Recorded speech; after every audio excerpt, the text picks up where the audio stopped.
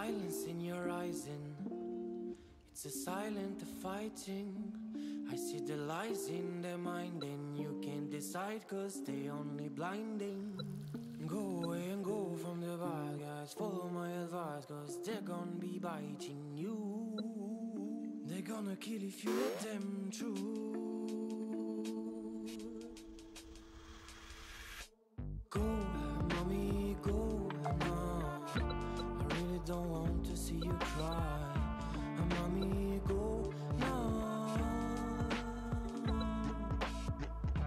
I really wanna brutalize, let him agonize, cause it's gonna be biting you. They're gonna kill if you let them through. Go, mommy, go now. I really don't want to see you cry. Mommy, go now. I really wanna brutalize, let him agonize, cause it's gonna be biting you.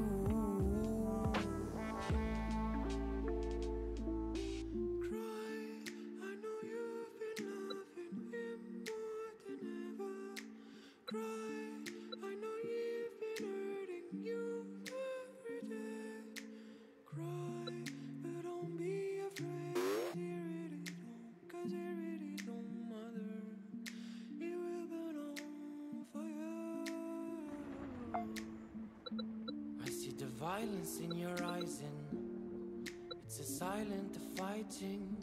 I see the lies in their mind and you can't decide cause they only blinding.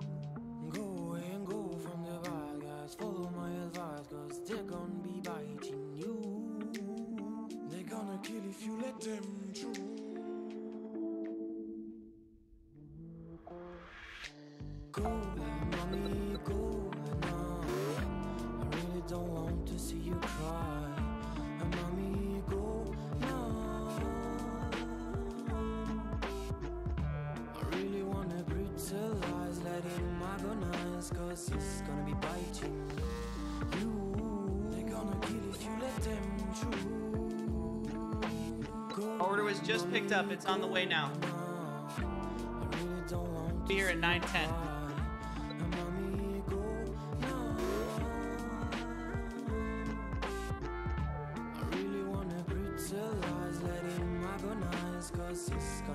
Good evening, world. How's everybody doing tonight? My name is Josh, and you're watching Winged Badger Gaming. I am joined, instead of by Matt and Jake, by our good friend of the channel, Washburnello. Wash, welcome. How you doing?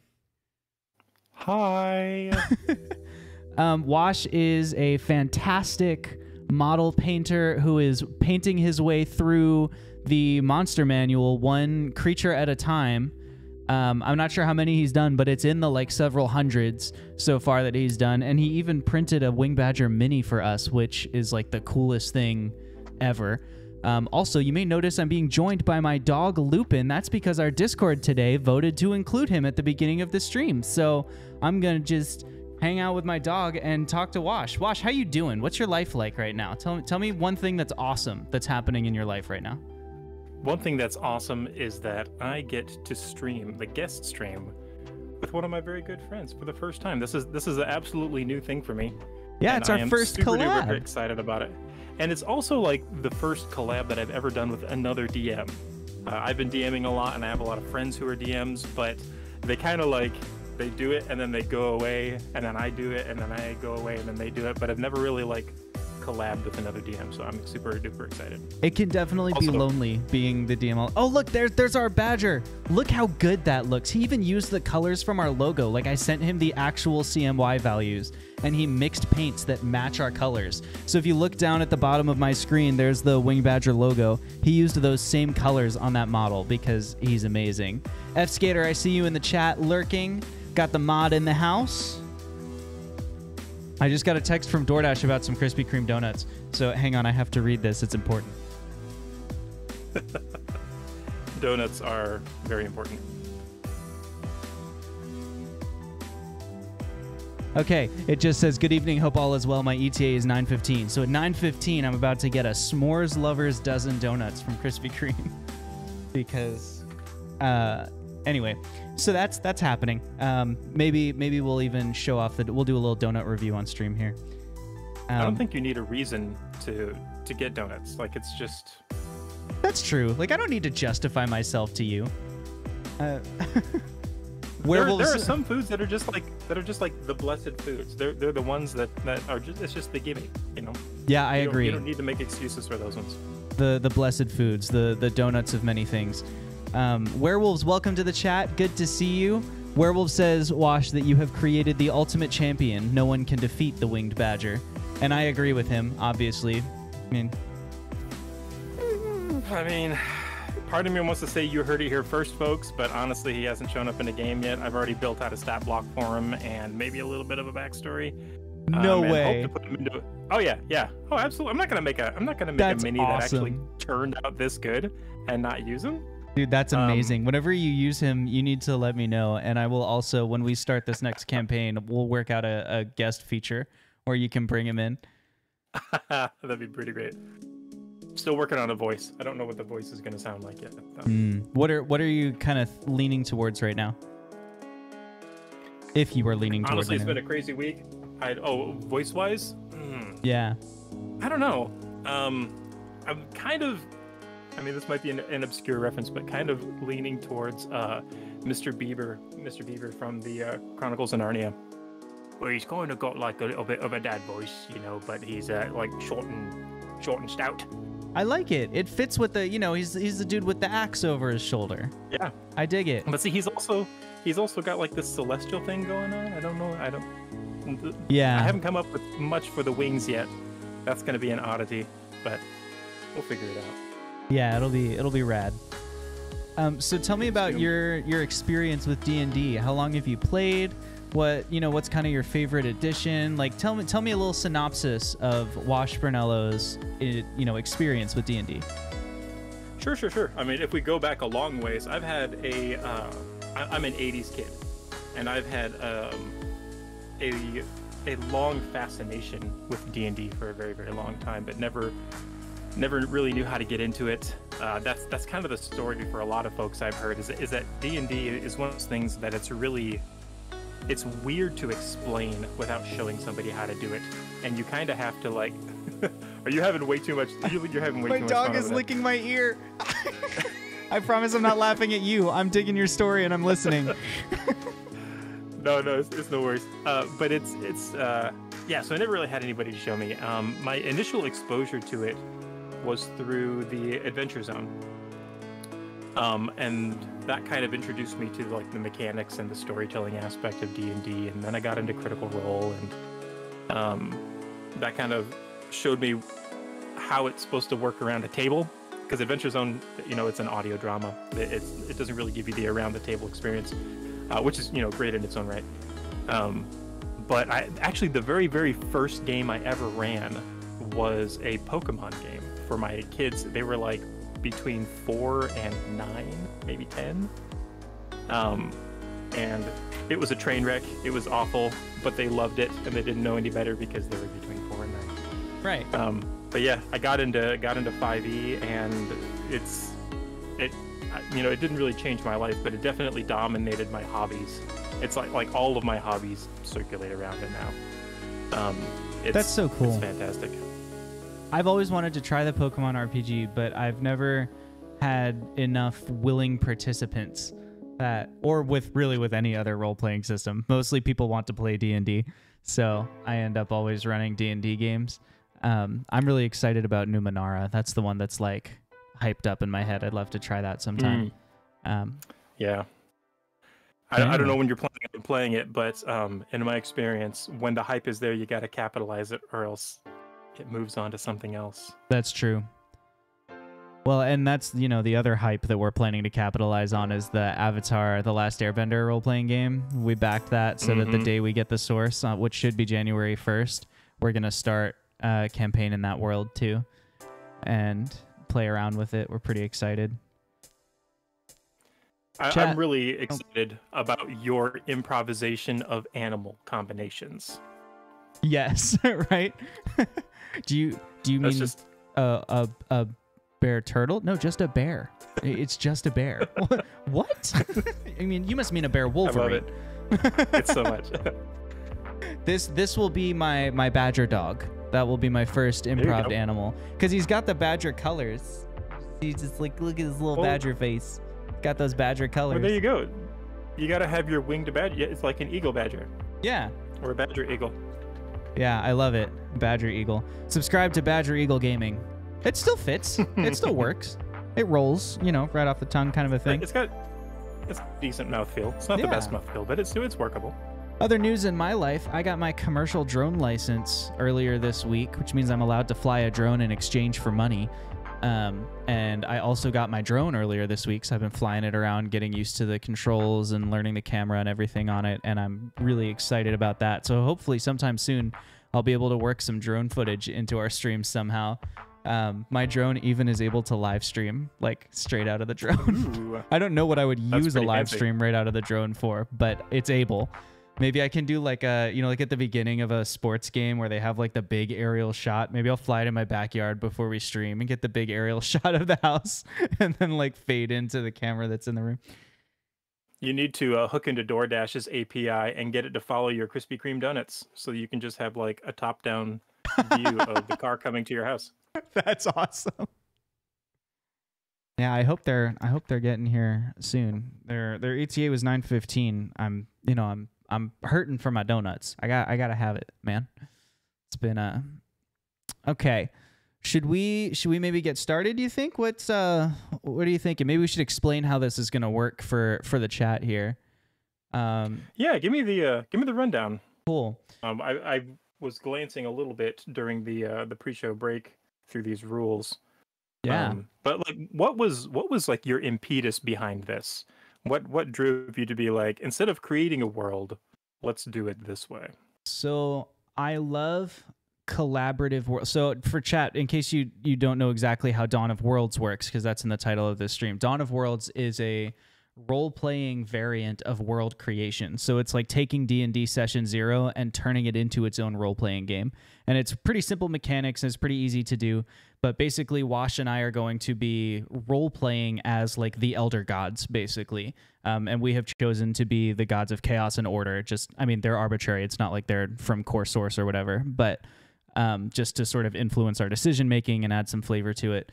But basically, this is a collaborative way to build a world. And the thing I love about collaborative world building is that everyone is invested in the world. So like chat, you have the opportunity by spending points to influence what Wash and I do as we're building this world. And we're going to build the geography. We're going to establish the races and the nations and all that stuff. We're going to create all of it as the foundation for a long-form D&D campaign on Winged Badger Gaming.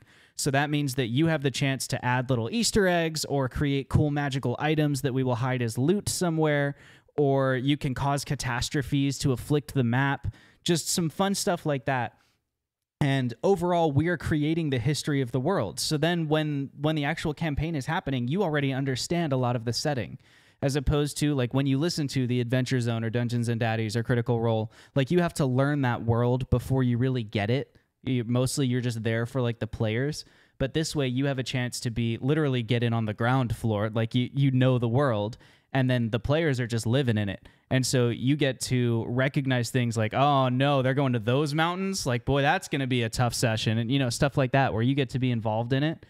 And it also gives me a chance for, you know, the players later. Jake and Matt can't be here tonight, rip them. But it means that later they can go back and watch this and actually learn about the world they'll be playing in. And that gives them an opportunity to have sort of an understanding of the setting and the scenario as well. So that's why I love Dawn of Worlds and why I kind of wanted to go this direction with it instead of just like, I'll plan the world and then tell you about it later. It makes it a group investment, and usually world building, in my experience, comes out better when it's collaborative. Like everyone thinks of things that you wouldn't think of. So yeah, that's kind of the goal here. I don't know. Have you ever done like a Dawn of Worlds type world building before, Wash? I have, but I've yet to be able to use the outcome in a game. I was playing another system called Starfinder, which is based off Pathfinder, which is based off D&D 3.5. but it's like a science fantasy, so it's like space station and outer space D&D. And I used a system called Microscope because this was early in my DMing experience, and I decided to very foolishly delve down the madness of creating a galaxy and all of the star systems and planets inside of it before playing the game. I was doing the spiral in, not the spiral out approach, which is very, very bad. Always start small and build out. Don't get big and build in. But yeah, but on a galactic scale as opposed to on a continent scale, it was insane. But it was very, very cool and very interesting, and I completely agree. Like some of the benefits of doing it this way are for one, knocking ideas together is fantastic. Many eyes make problems small, and everybody brings something new to the table. But there's something you touched on. There's an intrinsic oddity with players in a D&D setting, like in a tabletop role-playing game, that don't have intrinsic information about the world that the characters would. Like the characters will probably know about all that stuff in the mountain. The players don't, because you haven't lore dropped on them to say, oh, well, yeah, well, legend has it, and it's common knowledge in the city, and that's like DM's lore dropping. They love to lore drop. It's not always the best way of giving information. It's when players have residual information about the world, and all you have to say is Mount Doom, and then they're just like, oh snap. That's a great experience. And that happens naturally the longer you play a campaign. If you play a really long campaign, then they get that intrinsic. But this is kind of a way of front loading all of that intrinsic information into the players, which I think is a fantastic idea. And also, players are really selfish. That's not a bad thing. It's just natural. And so Yes. if you get them to be a part of it, then it's their world and they'll care about it more. They're much more likely to show up on time to each session. You made me think of this when you were talking about, lore dropping and how DMs love to lore drop. I had a player in a recent campaign who loved to lore drop, and I start every D&D session. You haven't gotten to see this yet, chat, because online we've only done a one shot so far. But when I'm doing a long form campaign, I start every session with a recap, and I've done them in different ways, but my favorite format is the anime style, like previously on Dungeon Ball Z, and then I give like a quick form recap of what just happened. But I started for this one campaign, I let the players write the recaps so that they could pick out like what was important and stood out to them in each session, and really I was sneakily gathering data on what kind of encounters like stuck out to them the most. But also it was a chance for them to be involved in the lore dropping. And one player refused because he said, if it were me who were in charge of this, I would talk for all 4.5 hours. And then at the end, I would say, okay, everybody roll a D20 to see if you had fun. And that would be like his version of DMing. So yeah, exposition is definitely a slippery slope for a dungeon master. Very much so. What's your favorite way to start a session, like recapping? You said you've done it a bunch of different ways. I have done it a bunch of different ways. Also, my dog has just spotted a bug, and I think he wants to make his exit, so I'm going to let him do that. Chat. Okay. I love you, Lupin. He'll come back when the donuts are here. Don't worry. He's a one-track mind about food. I've done recaps where it's like the previously on Dungeon Ball Z kind of thing. I've done recaps that are from the point of view of an NPC. So it's like you're listening to an interview with them, or like neighborly gossip, where I'll pick two characters who have really distinct accents, and then I'll have them talk about whatever happened. Like, oh, did you hear the news about City Hall? And they'll talk about whatever just went down. I've had I actually stole this idea from you, Wash, when you gave it to me, but I have once done a recap. I think this was you, a recap in front of the Pantheon where one of the gods has given a recap about what happened. And it gives me a chance to learn more about the different, deities in D&D and whatever. I like that one. And then I've also done a town crier, where there's a town crier in either the town they're about to get to, who's got just fragments of news that have made it, or a town crier in the town they've just left, who's trying to like pick up the pieces of whatever, like the town is looking for. We need, repairmen needed for, the slums or whatever. So I've done it all those different ways. I really like something with like an insider word to begin it. So that's one of like the anime style recap. I've for each campaign I come up with a different phrase, but it's like a mental switch. So like for the one campaign I did previously at this very table, and then I told them what happened, and it was like everyone kind of went ooh, like you get really excited about it. Also, that's my lovely wife in the background. You just saw the edge of her shirt there, bringing Krispy Kreme. Look at this friggin' Krispy Kreme. Yeah, this is Mrs. Pugs back here behind me. Hello. Thank you for making us a badger. You're certainly welcome. Let's do a quick unveiling here for you, chat. Look, here we got the Krispy Kreme, we got the box, we got the Krispies. We got the creams. Look at that. What it actually means is check out this flex. Yeah, I'm just flexing on my donuts right now. I have some donut privilege going on. F-Skater's like, I'm on my way. Lupin is also, as I said, Lupin's back. He's right here. You can see his little nose poking up. Like, can I have some of those? Anyway, so yeah, I think my favorite is like the anime style recap, but I really enjoy putting it in character too. So I think it's less about my favorite and more about the utility of getting people into game mode. I think using the anime style recap, like it really gets people in that frame of mind and they're ready to roll. So it probably varies from group to group too. I've noticed that. So the pro tip of let your players recap and then you can see what they remembered thing, and I do that, and my players would be like, I don't want to recap. I don't, and then they'll go to the next person. I don't want to recap. You recap. Like, yeah. And so it's like, yeah, I was like, well, then I'll just do it anyway. Yeah, so and one thing different. I did do when I did that is I told the players ahead of time. So like I would tell them at the end of the session, hey, can you do the recap for next session? And that way it's like fresh in their heads that night, so that they can, like, if they want to make notes or whatever, or if they're Mr. Exposition who's going to talk for 4 hours, and then we'll roll to see if we had fun. But I'm yeah, that courteous. I'm very demanding at the table.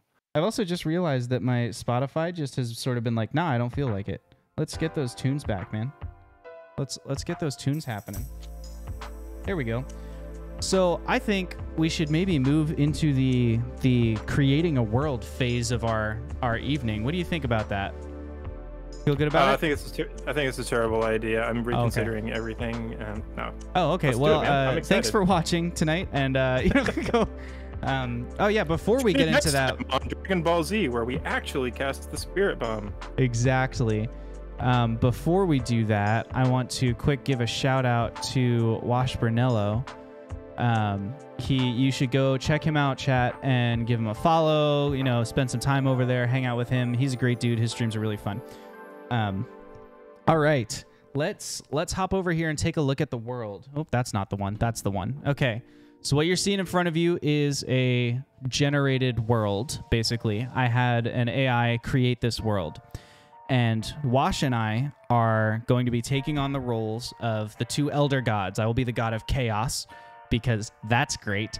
And Wash will be the god of order, because he is our stream dad and is the responsible figure in this stream. You can see on the right side there of our screen, we've got a little bit of a dice cam. That's so that when Wash rolls his dice, you can see them roll. I'm going to roll, and you're just going to have to trust me that I'm not making up my numbers, because I didn't take the time to set up a dice cam, because I'm not nice like that. And the way that Dawn of Worlds works is that we have some amount of power, and we can spend that power on things that affect the world. So like it's X amount of points to form a mountain. And each round we will roll 2d6 to see how much power we have. And then we can spend that power or save it and then roll again the next round. And, and so it will compound and we can get more and more points. And as we hit other mechanics, I will explain them to you, but there aren't that many rules. So I think it's going to be easier for us to just kind of get started. Sure. And also, as part of a get started question, I had a couple technical questions, if I can interrupt you. Yeah, I'm here for it. How are you keeping track of power, and where are you noting all of this? Like, are you like scribbling it down on a piece of paper?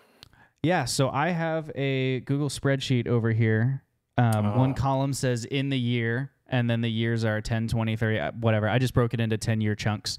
Nice. And then I have a column that says Josh did, and a column that says Wash did, and a column that says Chat did. So I'll write down what happened, and that way we will create like the lore of this world, which I will later format so that it looks like a D&D source book, which I will then give away for free in my Discord if anyone wants to, have like a source book of the world that they created. And if we make guilds and stuff, maybe I'll flesh those out and put some, whatever. It'll probably end up being like 40, 50 pages of fun little source to get to know the world we made. And that's also what I'll hand my players when it's time for them to join us and play. So awesome. That's how I was going to handle that. And as far as keeping track of points, I was just going to let you keep track of your points and me keep track of mine. But if you'd like, I'm happy to keep track. I have a whiteboard, so I can write it all down on a whiteboard if you want. And that way you don't have to think about it. I'm going to put a little D20 up here and then increment it. Oh, I like that. Go up and down. That's so fun. You're gonna be, oh, whoops, I rolled into it and now it says 20. Well, I guess that's what.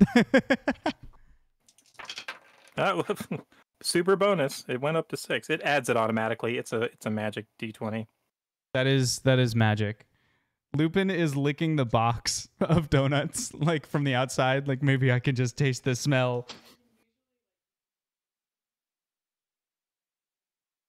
Keep trying, Lupin. Yeah, my wife says that he's just refusing to leave it alone. So I think soon she may have to remove him from the room. But yeah, cheers. I'm going to go grab my dice because I just realized they're not over here with me. Wash, it looks like, is starting off with 7 points for this first round. Oh, actually, I didn't roll, but that's fine. No, that's fine. You should re-roll then. Yeah. Unless you want to keep that, whatever. You live your life. That is 8 points.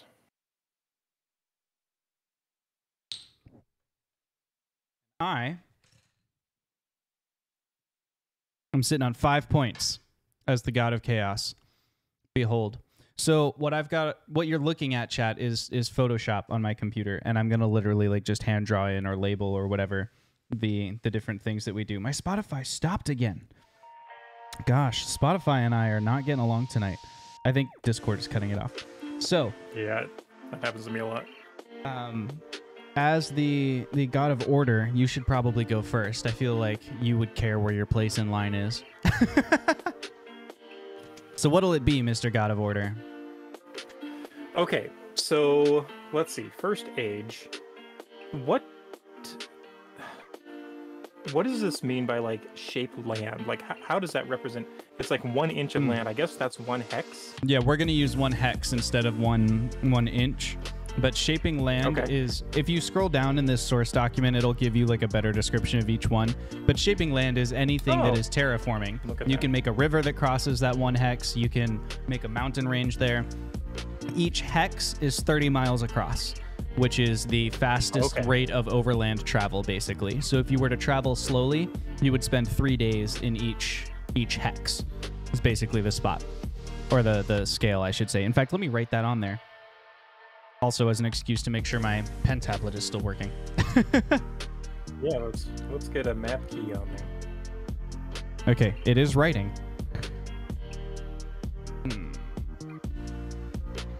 1 hex equals 30 miles. And I'll zoom in when we do map features chat, so it's not going to be all gigantic writing like that. So we're letting Wash think about what he wants to do with his 8 points here. I should have captured the list of point values for you, chat, but basically there are 3 ages of growth, and the first age is all about land and terraforming. He can still do stuff like found a civilization, but it takes a lot more power during this early stage than it would if he waited until later in the game. So he's taking a look at, he can shape the land, he can change the climate, he could cause an event or create an avatar. Just all these different ways that he can kind of influence the world. And as the god of order, obviously, he's going to have to take his time and think about what he wants to do. Well, so it begs the question. These are a lot of things to read, and I'm apologize for taking forever to come up with the first thing. But we didn't really talk about our gods. That's true. I could pull the good old, what's my motivation? You tell me.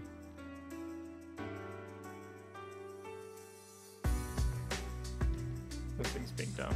Oh, did I freeze? Are you still with me? Watch this on Wi-Fi chat. I will warn you ahead of time. I can still hear him, but I don't think he can hear me. He asked what our motivation is.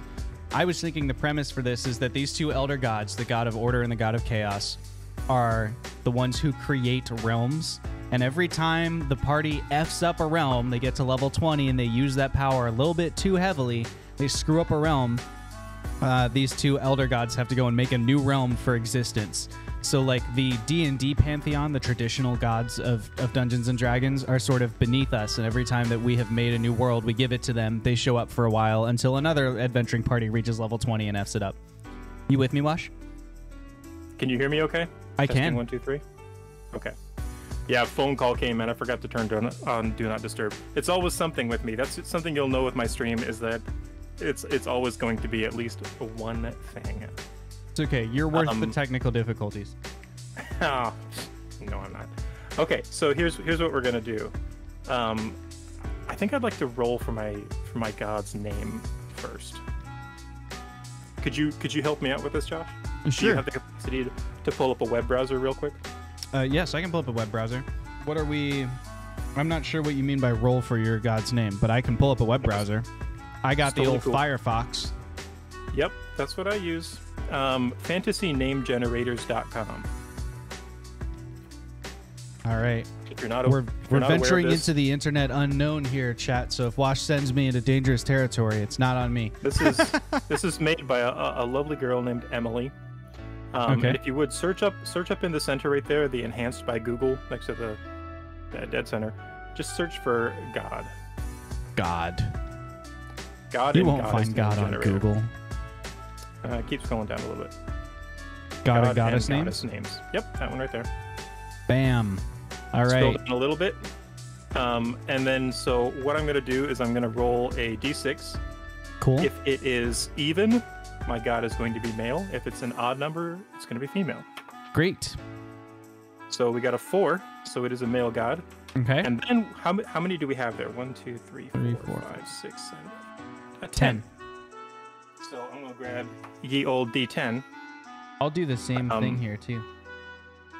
I mean, not as you're doing it. What I like to do is I like to roll a D6. So there's 5. And then a D10, 7. So if you would click the male names 5 times, okay. and then the name will be the 7th from the top. We clicked it 5 times. 1, 2, 3, 4, 5, 6, 7. Your name is Chodite, the god of governance, which is basically order. So that actually works really well. Yep.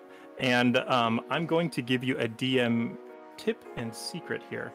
Ooh. Whenever you roll for stuff like this, use it for inspiration. And if you like one that's nearby, use that one instead. So I'm going to actually use Zenir, God of the Stars. Zenir, God of the Stars. Are we keeping God of the Stars, or are we changing it to God of Order? You can be God of the Stars if you want. I think God of the Stars is like a very orderly thing. I think that sounds awesome. XINIR, God of the Stars. Cool. I'm gonna do exactly what Wash did here, chat. We're gonna try it.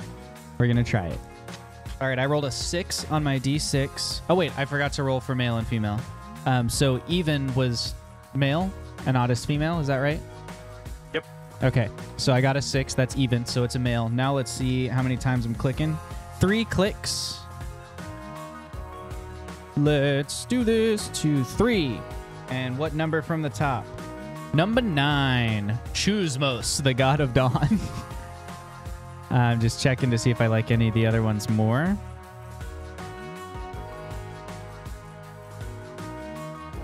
Man, I'm going to be honest. I'm not enthralled with any of these. I'm going to do 3 more clicks on male names. Do it. I did it. I'll roll once more for number 6. 1, 2, 3, 4, 5, 6. Gomtius, god of the moon. How perfect is that if you're the god of the stars? I like that. We're going with it. Gomteus, Gomteus. Yeah, Gomteus, god of the moon. Excellent.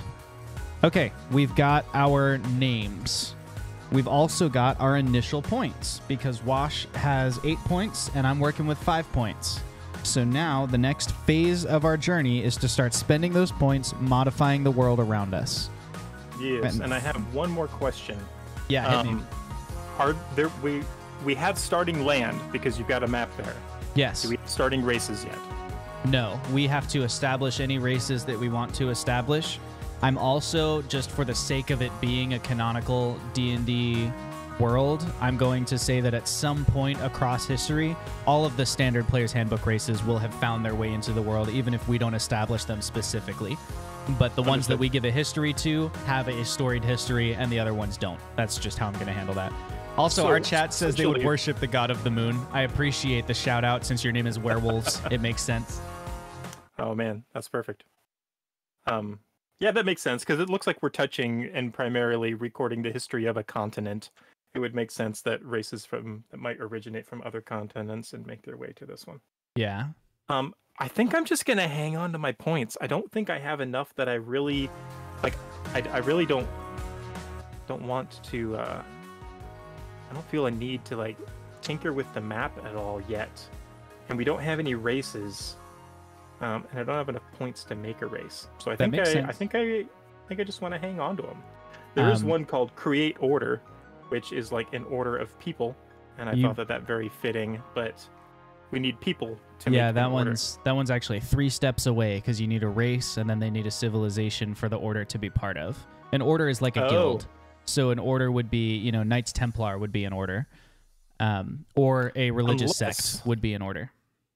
Unless I could make an argument for an order that was somehow around before people existed. I'm down for it. My dog has just wandered back into the room. He's supposed to be in bed in his crate, so I'm not sure when he gave my wife the slip, but he's back. Okay. I'm gonna hold.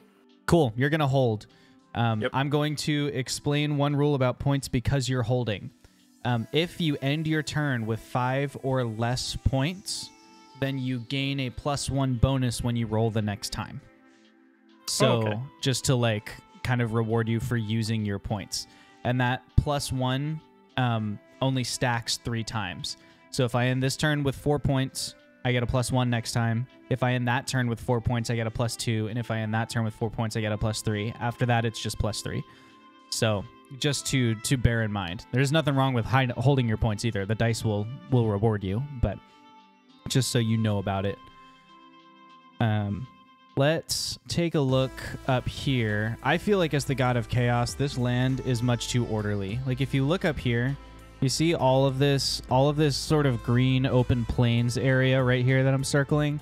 There's too much usable land in there. I don't think that will do at all. So what we're going to do is erase my circle, and then we're going to come down here, and we're going to spend 2 points to shape the climate. And what I'm going to do is right at this river, right where people might want to form a civilization, we're going to use this square. We're going to add acid into it. Acid rain. Just a constant acid rain. It's like a storm that never ends. So let's go down here. Bam. Get nice and tight in there. Shrink my cursor down a little bit here. And then let's make a rain cloud if we can. I'd like to make a rain cloud, please. Oh, I went too small. Rain cloud. And I'll go up to my labels and label it acid rain. And it's just constantly doing that. So that takes me from 5 points to 3 points. And at that point, I'm going to stay my hand and allow the world to continue turning.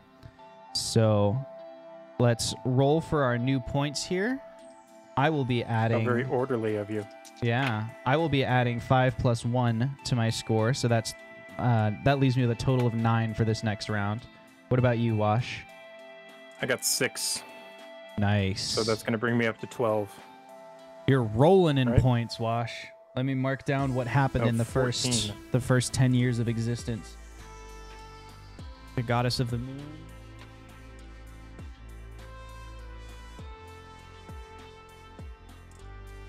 Near stayed his hand. And chat did not participate. Again, a reminder, chat, that you have some points to influence the world, although it might be worth waiting until we've got some civilizations for you to screw over with those crises. All right, I'm zooming back out so you can see the whole continent here. And Zinir, what will you do to the world at large? Well, Zinir looked upon creation and thought that it was very orderly, it was very good, and considered the time, and then saw somebody tinkering and decided that this just won't do. But rather than create a god to god squabble back and forth, I think he's going to let's see here. I think he's going to let his chaotic brother just kind of tinker for a little bit. He's gonna hold. This is gonna be the age of quietness on the side of order. But he's biding his time. He's making preparations because, I mean, honestly, Josh, if you're gonna do something orderly, it needs to be planned. You're not just gonna jump right in there and make an acid cloud. I mean, come on, that's foolish. Ooh, and as my brother holds his hand, thinking undoubtedly about some large, greater scheme, what he doesn't realize is that the world he so cleverly put together is starting to develop some cracks. This puzzle is going to come back apart until it's just pieces, and then we'll take those pieces and we'll just mold them into something altogether different, something volatile. And to do that, we're going to start by spending 8 of our 9 points to create 4 more hexes of permanent acid rain storm.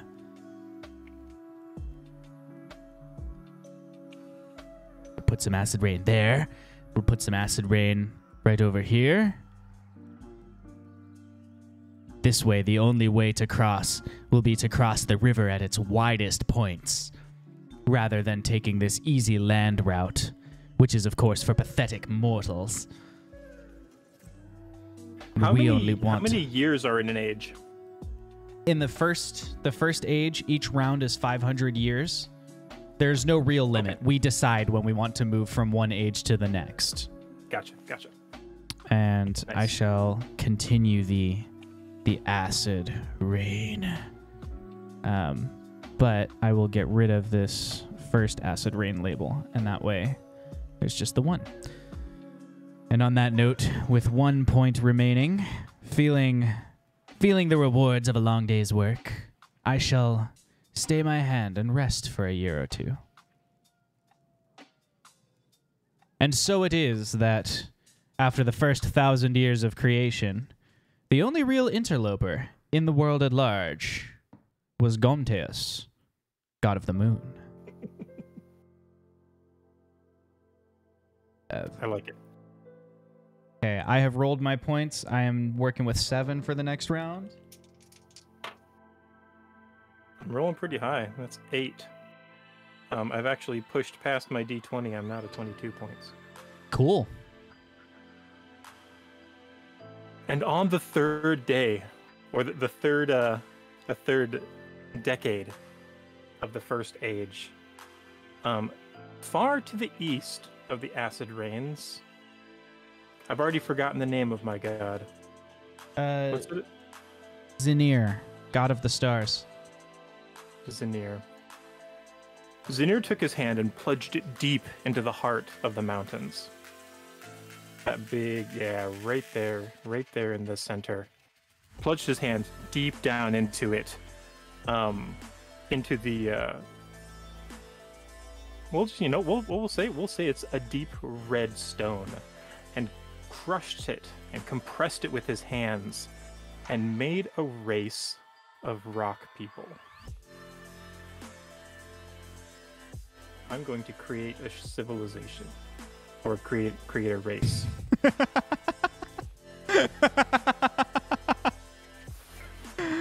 So Sorry, you're I'm not the god wrong. of chaos. No, I couldn't help myself. No, you're not wrong. Okay. You're not wrong at all. Give me I don't 1 know. second while you do that, because my dog has just caused a problem. So I need to take him upstairs. So I'll be No worries. right back. Wash will explain to you what he's going to do, and then I'll come back and learn the ramifications of his Absolutely. actions. I'm going to go ahead and actually read the rules for this create race thing. This power affects the creation of one of the traditional races. For player characters in your game system, or for classic fantasy races, classic Zelda's definitely a classic, and Gorons are definitely a classic fantasy race. Races and civilizations are often interchangeable. You may, for example, have more than one race of dwarves, each with its own unique civilization. That's not what we're doing. Consider not only humans and elves and blah blah blah blah blah, but also other crazy stuff. That was my paraphrasing. At the discretion of the game master or would-be author, non-traditional races may cost double. Ooh, we'll not tell Josh that part. Ba-dum-bum-bum. Players may pool points to create any race. Each race must be given a starting point in the world where they begin to build their civilization, or lack thereof.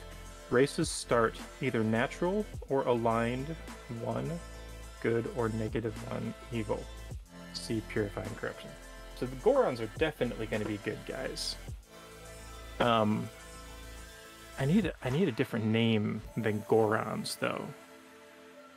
What's an anagram of Goron?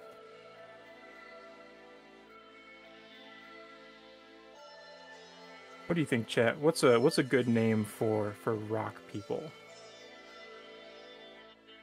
What about... let's see. Race names. I'm telling you. Emily has some fantastic name generators on fantasynamegenerators.com.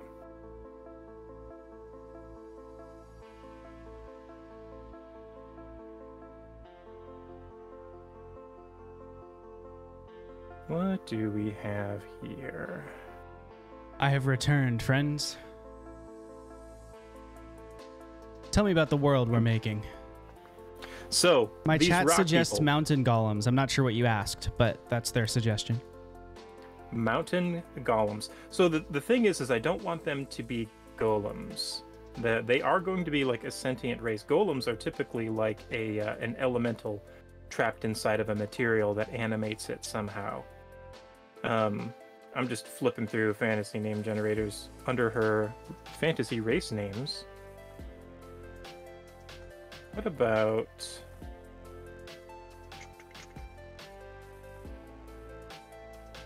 What about something star themed?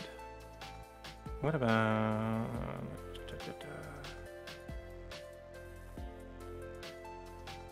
You could name 'cause them these- after these- a kind of rock. Like turn kind of igneous rock. into a race or something like that.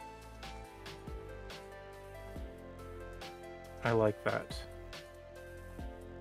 I like this donut. This is actual true footage of what the God of Chaos is doing as the God of Order is working on. That's figuring it out. incredibly on brand. I think I've got it here.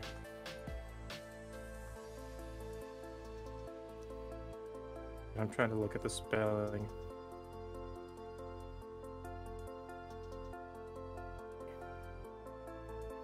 Hematicians.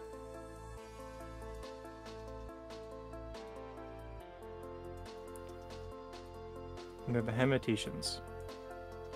I'll give you the spelling here. You want me to just put it in chat, or you want me to Discord it to you? Just spell it out for me as soon as I'm ready, and I'm now ready.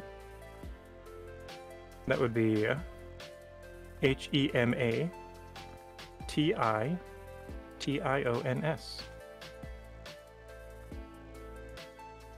You just confirm that I spelled this how you want it? If that's an H at the beginning and not an M, then yes, it is correct. Sorry. There. And we'll just call them rock dwellers. So this is based off of the stone hematite. So they are like a shiny black, almost metallic looking folk. Very and cool. are more on like the almost like rounded lava rock rather than angularly sharp jagged rock. And their rock bends and moves.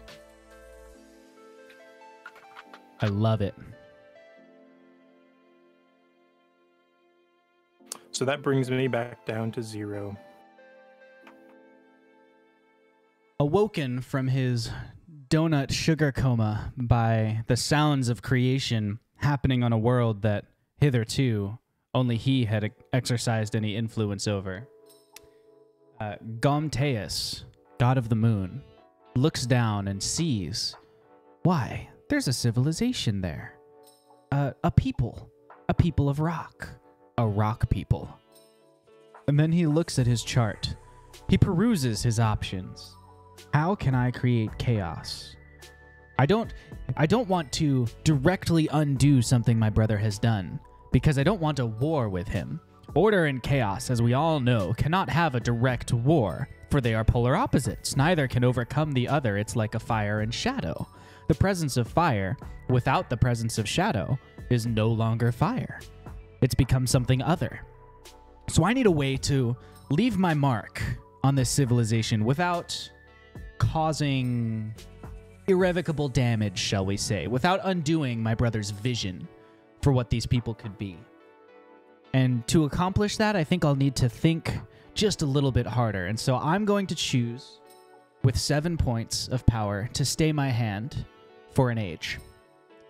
And in 500 years, I'll come back to this problem. And so it comes to pass that for the first time since the creation of this world, the god of chaos rests. Speaking of which, I'm saying this world a lot. Chat, if you have ideas for what we should name this world, I'd love to hear them. I would love for the chat to be involved in naming the world. So let me know if you have suggestions or motifs or anything like that. We are going to move into the next round, which would be the year 1500. The next sort of gathering of the gods. And I'm rolling great. And I'm glad you're rolling great, because I'm not in particular. I mean, I'm not rolling poorly. You can't really win or lose. But I have started this round with 11 points. Where are you, Wash? I'm at 10. Nice.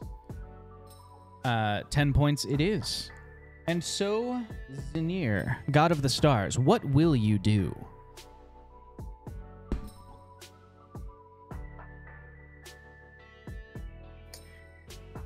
All right, so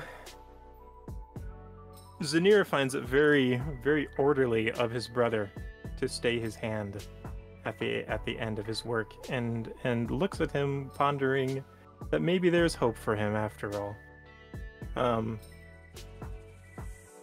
The hematicians, he wants them to. His hope for them is that they will aid in bringing order, and subduing and making sense of the mountains and the land. Ooh, we got like ice off on the bottom. That's fancy. And so he wants to help them. He is going to, if you would zoom in on the Hematitian mountain.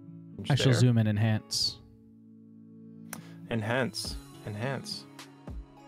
Let's go northwest a little bit. Yeah, there we go. I almost wish you had like a numbered grid on your like coordinates.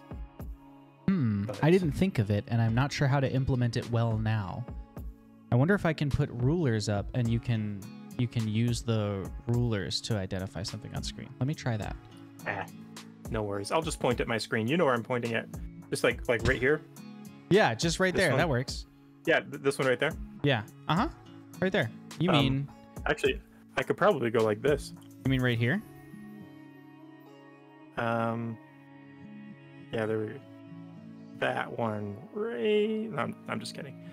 Let's go right below rock dwellers, like right in the center there. To the right one. Yeah, right there.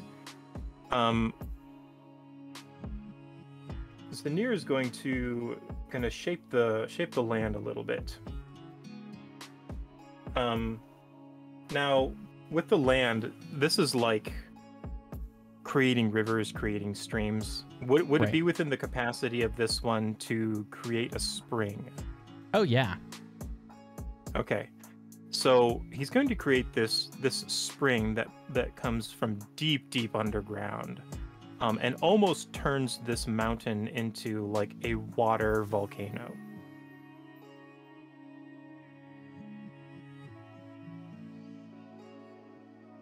And which way down the mountain will the spring flow? Should it connect to this river over here? It looks like it's on maybe? the south side. Okay. It looks like it's on the south of the mountain, so it's probably going to hit those 3 springs down, or like those 3 rivers directly south of it. Makes sense to me. So perhaps it flows down in this way and breaks apart. Yeah, but like this. But it like the water is, the spring is accessible from inside the mountain, and every once in a while it'll build up pressure like a geyser and just I see. Almost seasonal. Almost like a seasonal thing. And there will be these massive flows that go south.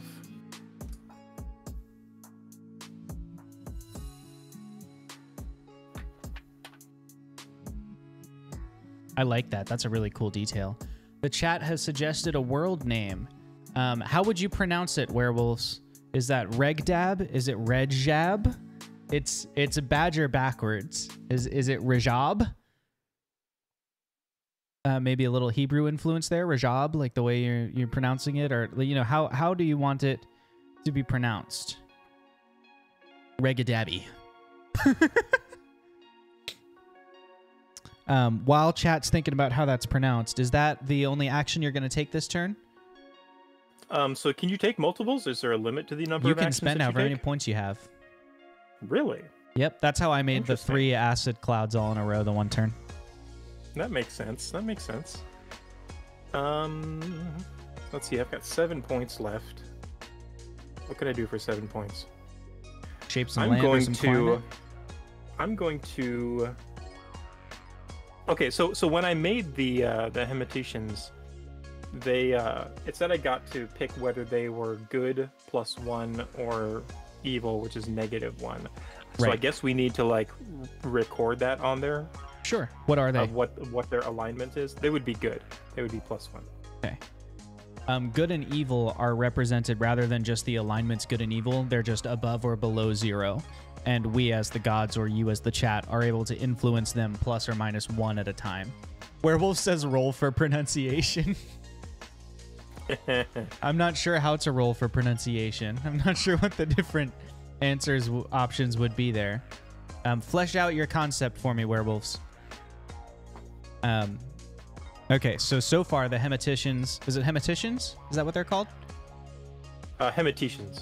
Hematicians. The Hematicians are a +1 race of rock dwellers with, as Wash has just added, or as Zanir has just added, a seasonal geyser that's accessible from within.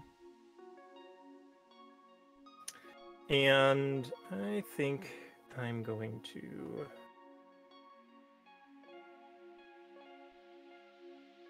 I'm going to command the city. I'm not It sure says they've command built a city- city yet, right? You need to command them to make a city. Oh. Which the So would command that be- city is the that would same be command, I command believe. race. Or yeah, command race. Yeah, I don't have enough for command race. I kind of want to do some stuff though. You've stayed your hand so much. So, is there any limits to the plus and minus of the races? There's no limit. Okay, so I'm gonna burn 5 points, and I guess the purify civilization Yep. is the alignment thing. Yes. I'm gonna burn 5 points and give them make them a +2. I'm going to consider this being very orderly. That makes sense to me. my hope is that, yeah, that they're going to be a very logical people. Very well. I am working with 11 points here. Would you consider so I would like to create unstable ground that is vulnerable to avalanches, earthquakes, whatever, but not just cause a single earthquake and leave. Would you consider that a crisis, or would you consider that shaping climate, or maybe like 2 climates? Like, how would you rule that, do you think? It would almost be like you're wanting it to crumble, almost like underground erosion. Sort of. I just want the ground to be volatile. So like there are earthquakes from time to time, kind of a thing. You know, like not severe end of the world earthquakes, but significant enough that a civilization has to take notice and build around the fact that there's going to be earthquakes and that kind of a thing.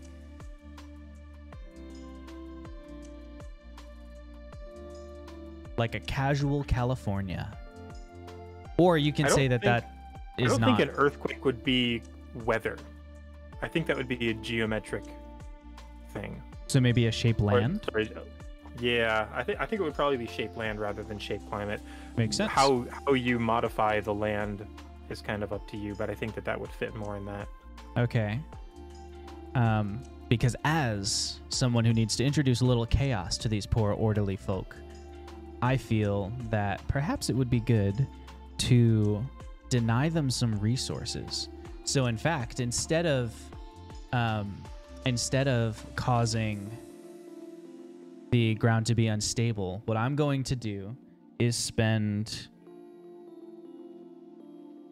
going to spend 6 points, and I'm going to create 2 30-mile sections of barren wasteland where there's nothing to be mined, there's nothing to be gained. The rock is resistant to mining and boring techniques. There's no water to be plumbed. It is all just wasteland. I'm gonna do it like this, and then label it from over here just as a wasteland, just to try and keep it a little bit cleaner. Is it like desertification? Not quite desertification. It's more like there's a lack of minerals or resources there. So like your mountain dwellers, there's nothing for them to mine. It's not a good building material. It's it's a brittle. It's like all clay basically. Maybe clay and sand.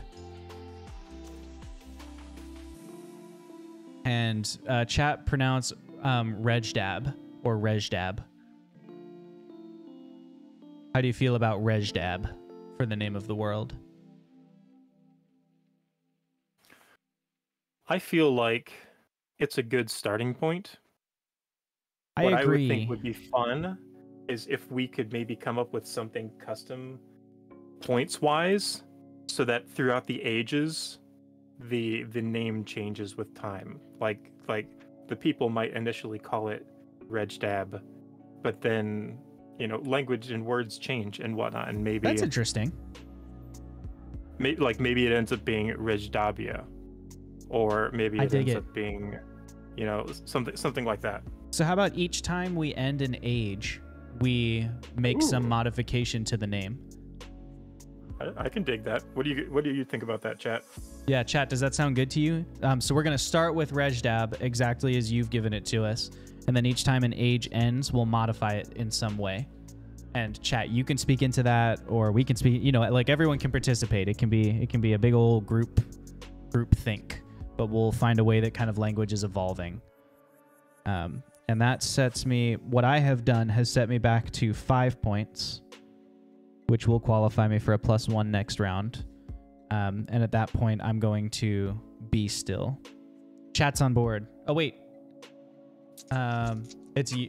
It was you who typed, yeah. Your name is the same color as Werewolves. Oh, it is.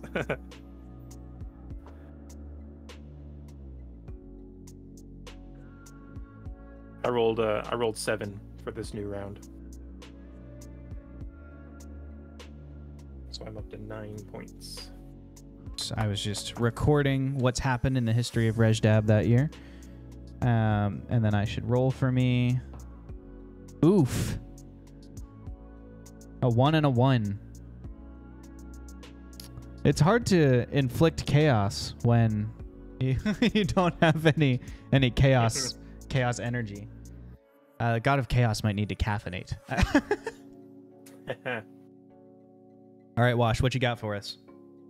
All right, so in this age, in this year, the Hemeticians are starting to, they've just been like digging caves underground, eating rocks. Every once in a while they'll find gems to eat. Those are a little tastier, but then they start finding out that some of these places around here are they're just not really that great of places to live, and the folks that are living over there in the wastelands, they're deciding and coming to the conclusion that it's probably better for us to not just like wander the mountains alone, but to get together and find some better places that benefit all of them. I'm going to burn 8 points out of my 9, and I'm going to command race. All right. So this is by this power, the priests of the gods influence a race to action. Cities are founded with this power, but it can be used for just about anything. An immortal must first establish his presence by creating sex within the race before influencing them via so I have to create an order before you can do this? Oh, I guess so. The creator of the must race have misunderstood gets it. the sect automatically. Oh, the creator of the race gets this sect automatically. This They power all may be worship used you. for starting wars, founding cities, making alliances. I feel like I'm reading this too quickly. It can be used for just about anything. An immortal must first establish his presence. Oh, immortal being me. Yes. I misunderstood that terminology. Must first establish his presence by creating sex within the race before influencing them via Yes, create Zenir, order. you are still immortal. I mean, it's just I just when don't you've been understand immortal how for he so misses long, you just forget about it. I don't even count birthdays anymore. Why, I'm 4.6 million years old. That's a lot of candles. So does that mean that I have to create a sect by creating an order, or do I automatically get one for creating the I believe the because you made race? the civilization, you have a sect. They all worship you. Okay. Well then, yeah, I'm going to command the people to start building. Okay. They're going to build a city right under the DWE, northeast of the geyser. Right So they're- here. Yeah, because it's like 30 miles, you said, right? Yeah. And so they would have like moved away from the wastelands. They're still nearby it. They still like that geyser. Right. Still need water. So And they're going like to start- like here maybe.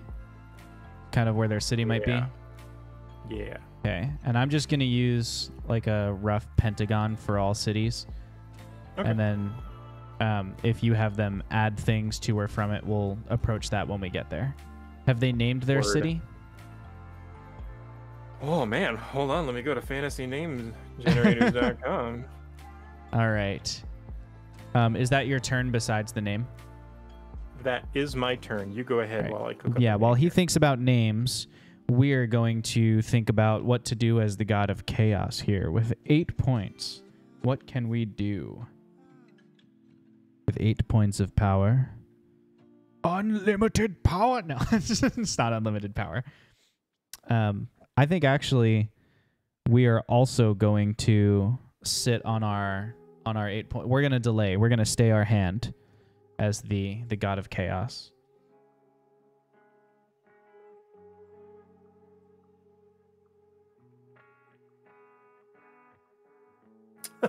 Okay, I like this.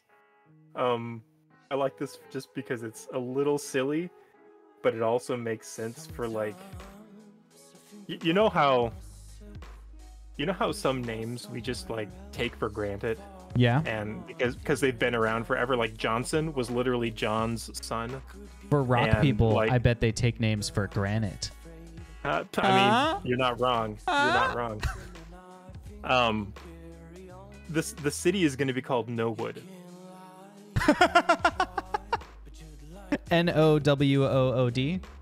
Yes, and that was one of the ones on the name generator here, and I feel like one of some of them may have like reached the surface and like discovered wood and been like, nah, we like it underground, so they went back underground and yeah, so it's the city of Nowood. but it also kind of rolls off the tongue, right? I love that. No wood. All one word though. Yeah, that was meant to be all one word. I just Okay. screwed it up because I don't know what Do I the not am. screw up. Now I gotta make my eraser tiny because it's on the same label layer as the other words. Okay. No. You don't Oh, have it. You don't No. have it snapped to your scaled to your zoom layer or your zoom level. No, I don't. Because usually when I zoom in, I'm trying to do work where I don't want it to scale differently. Yeah. All right. And thus we reach the year 2500. We're officially in the future compared to right now. Wow. Ooh, okay, Ooh, that's rolling, a better roll. Rolling big numbers. Look at that guy right there. Aw, dude, look at that. That brings us up to 12 smackaroonies. 12 smackaroonies. Wow. That's a lot of smacks. Now, I only had 1 point before. Does that mean that I get You that get a plus +1. when I rolled? Mhm. So I have 13. Nice. That's a lot of smackaroonies you're working with right there. I think technically last turn I had like 4. And so Oh, I then probably you would have got a +1, take the but I +2 if I you don't wanted. remember. Okay. I'd rather err on the side. Unless fine. chat's aware of that. Do you remember if I... Chat, you know how many If I points had- he had? I'm more interested in like the story and the making it interesting than I am in the specific mechanics here. So I'm totally okay with us fudging things a little bit here and there to, keep the game flowing and keep things interesting. We've spent a lot of time in one area here. I think as the god of chaos, it might be time to branch out this round and influence some other places. Okay. Well, you know what? I think that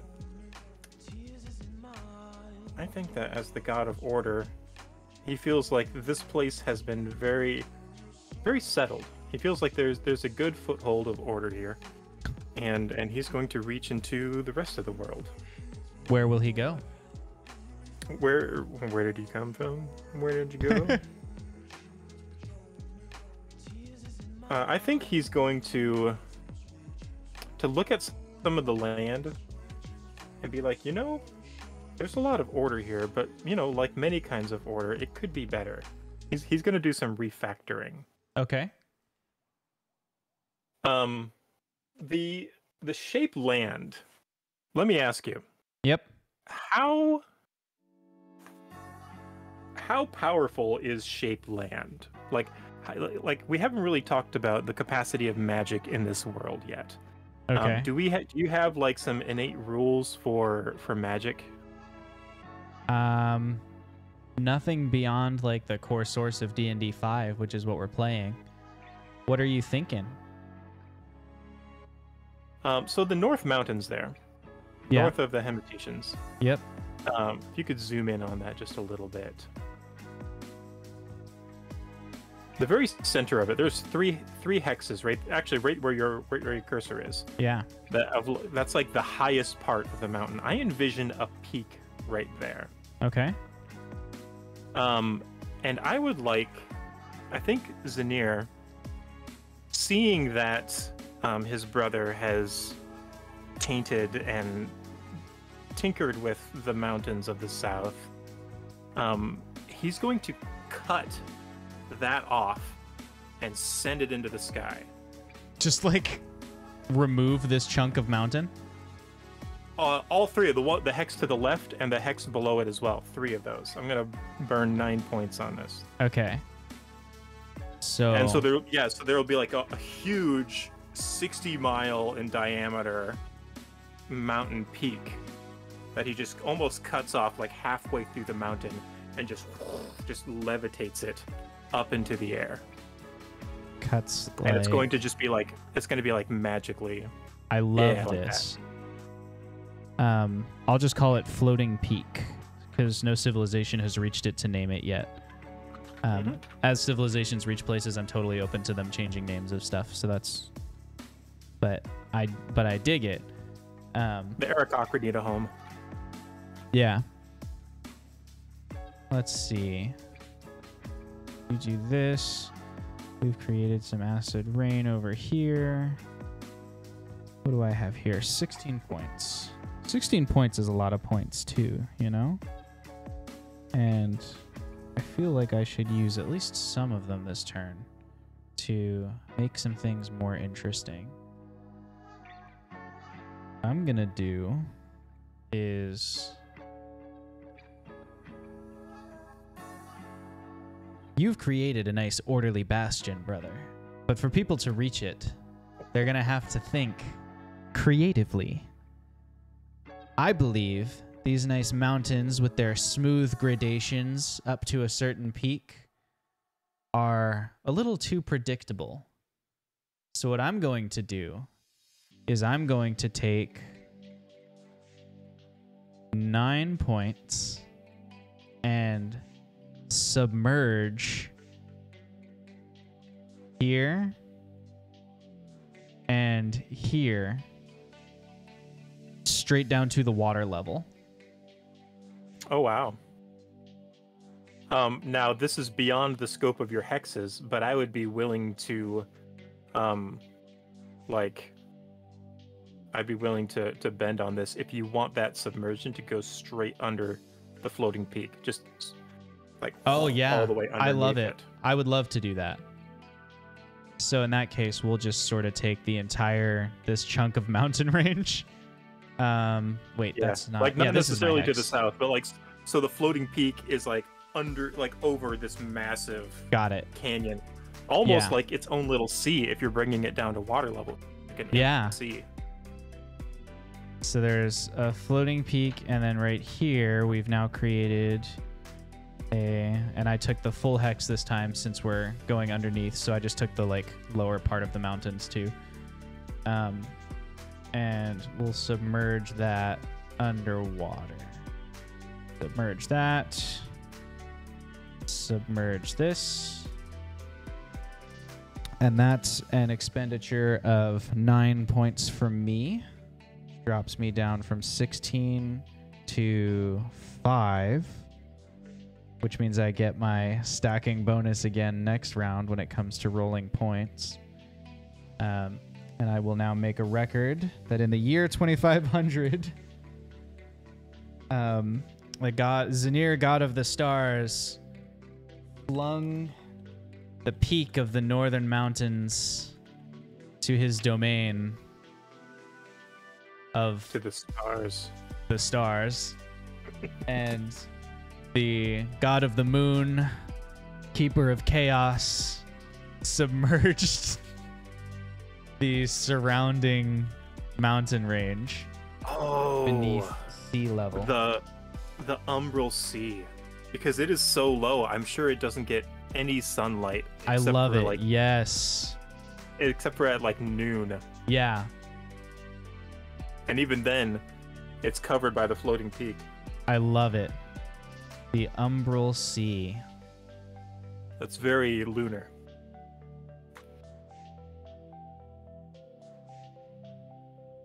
Okay. So we've created the umbral sea and thus ended an age. That would be such a cool spot for an adventure. This is, oh man. I'm so excited about this. So, I borrowed a little bit from a previous idea. I had a map. Actually, I've got the map around here somewhere. Okay. Um, Ooh, we're back in business points wise, by the way. The dice have favored me with a 4 and a 6. ooh. Let me roll for this next round. We're in a new age though, right? So we need to like tinker with the name. Only if we want to. Do you want to change age to like the middle age, or do you want to keep going with the Oh, I thought you said that land- we were done with the age. Sorry, I just meant I'm just saying like story words. I just meant we're moving ahead another 500 years. Okay. Okay. If you're No, ready to be that's done with worse. the age, we can be. But I feel like with so much map, maybe we not. should. Yeah. That was Also, my chat. misunderstanding. Okay, so Chat, are you interested in us perhaps rolling 4d6 instead of 2d6 each round, just so that we can make more faster? I'm just interested in pace. If you feel like this pace is okay, chat, that's fine. I just, if you would like to see more happen more quickly, then that's a way we could modify the game. I feel like we're also kind of getting our sea legs. Like I've been moving very slow and That's kind of true. figuring Yeah. out my options. Let's see here. So I've got 9 points. I'm actually going to see I'm seeing the benefit now of shape land and shape climate, which I think is kind of one of the big things of the first age, and I should probably Right. be investing in that a bit more.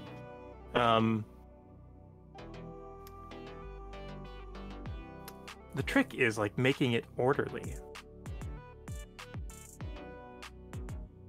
You know what? I'm going to say that Zanir is interested in bringing new types of order. Seeing his handiwork with the floating peak, he's going to direct his attention to the east coast. If you could zoom in on that little delta to the east. Down here at the south, or do you mean the delta up here? That's like That kind one of right there. okay.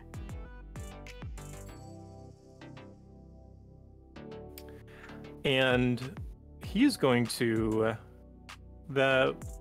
steady your hand for a second. Sorry. No, you're fine. You're fine.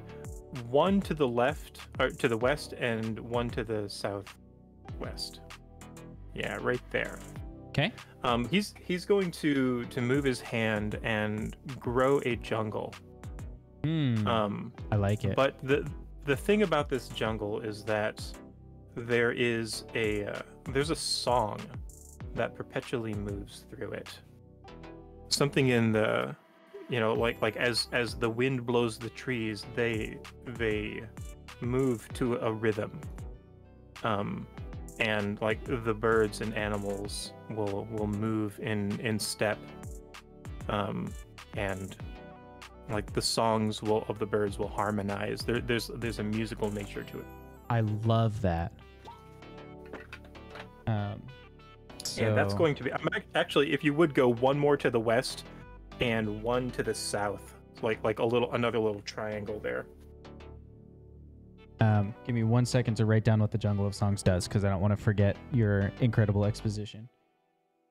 No worries. When the wind blows, the trees, birds, and critters harmonize to a song that seems to ride the air itself. How's that? There you go. Cool. Okay, and you want me to go one east and then one south? Correct. Like another little, like another triangle, like that peak. One to the west, and then one to the southwest of the original jungle tile. Here, where I've just drawn a circle. Nope, to the east of that. Right there, and then to the northwest. To the north. Oh, here. Yep, right there. Okay. Yep. And same jungle, like more of it. Yep, exact same. Nice. Just make it really big. That's 60 miles of jungle, my dude. I love it. Yeah, I'm thinking that it would kind of be at that deeper, wider part of the river, like it's kind of following along the river there. Maybe there's Yeah. something in the water. Ooh. That burns all my points. That brings me down to 0. Now you said stacking bonus, so like if I do this again, I get +2 on my next turn. Yes, Or is as it long like as it's every turn after consecutive that? turns. Yeah, every Oh, okay. consecutive turn that you start with 5 or less points, your bonus stacks up to +3. Gotcha. So it's like if you keep it low in that range, then Exactly. you get that. That's clever. That's a clever way of doing it. Keeps you from hoarding points and engages you in the. Yeah, and it gets you in the moving, game. you know? The Jungle of Songs. I love that Did you- concept. did you That's know- dope. Did you not do the one south as well? There was supposed to be 3. Got it. No, I didn't do the one south. I misunderstood your directions. That's my bad. No worries. Let's put more jungle down here. So that's like 90 miles of jungle. I love that.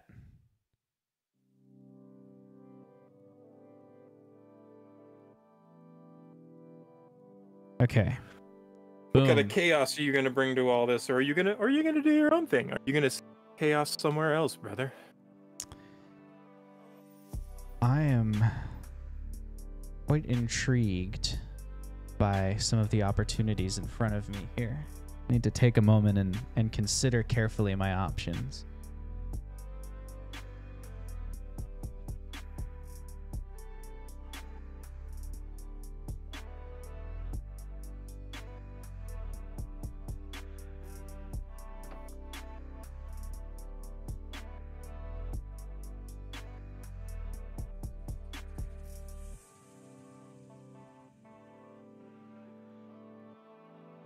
See what's down here, maybe to the south. Let's see what else is around this big wide world we've got going on. Let's look to the west of Rejdab here. See what's happened. Look to the west on the 3rd day. For Go west, young man.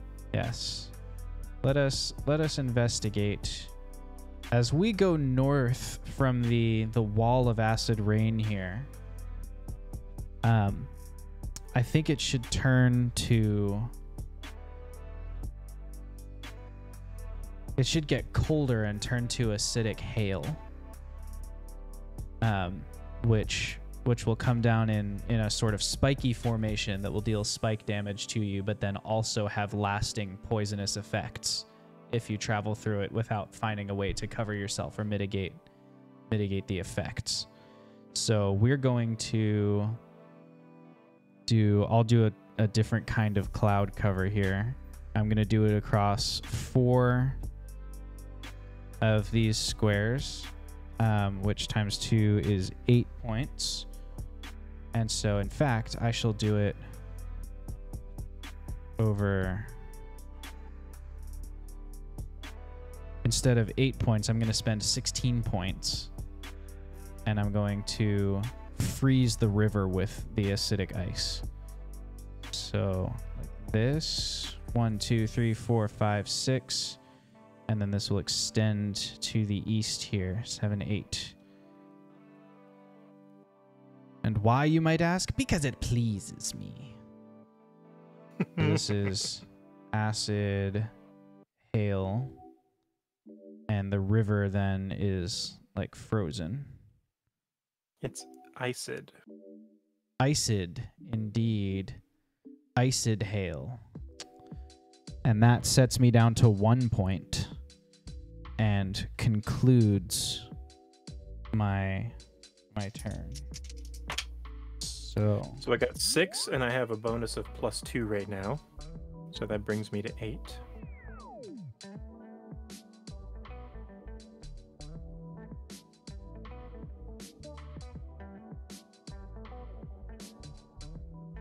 and I have added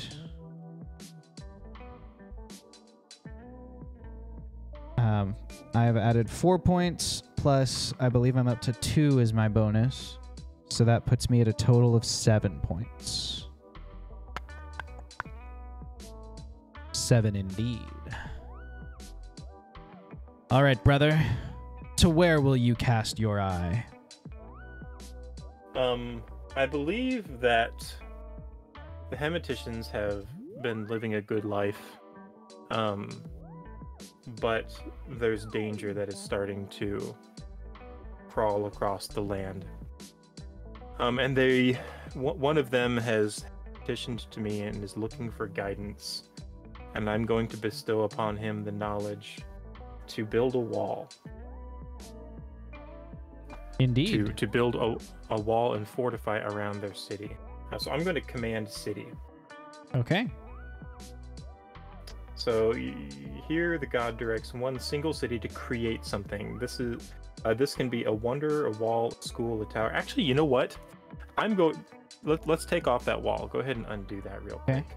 I'm going to command them to we'll backpedal that. I think that wall is going to happen in the future. You think that I'm their gonna command prayers, them to they're not build- praying hard enough just yet for that Well, I don't protection. think that I don't think that they're aware of the danger, and I think that they need to become aware of it. So I'm going to have them build a tower up out of the mountain. They're going to hollow a hole in the mountain, and then use that to construct a tower that continues up out of the mountain, and be like this massive watchtower, just this huge tower, like a smokestack that comes off of the top of the mountain.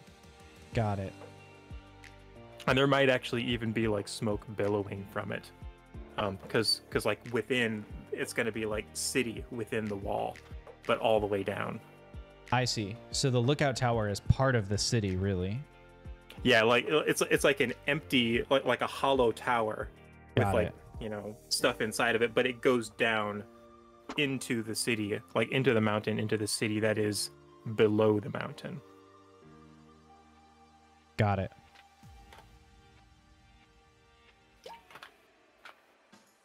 Because I want them to see the world. I want them to see more than just the mountain that they're in. And so that is 6 points. So that brings me down to 2.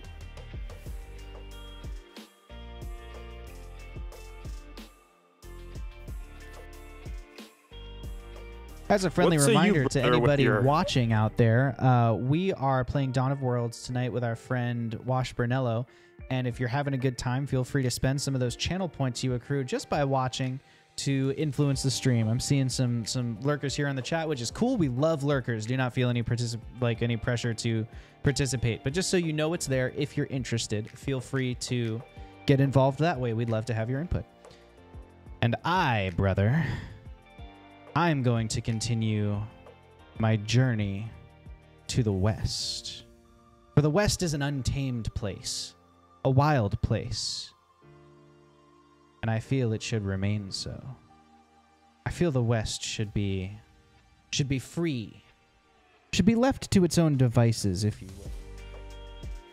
And to achieve it, I'm going to take the places where people are most likely to try and settle, to civilize.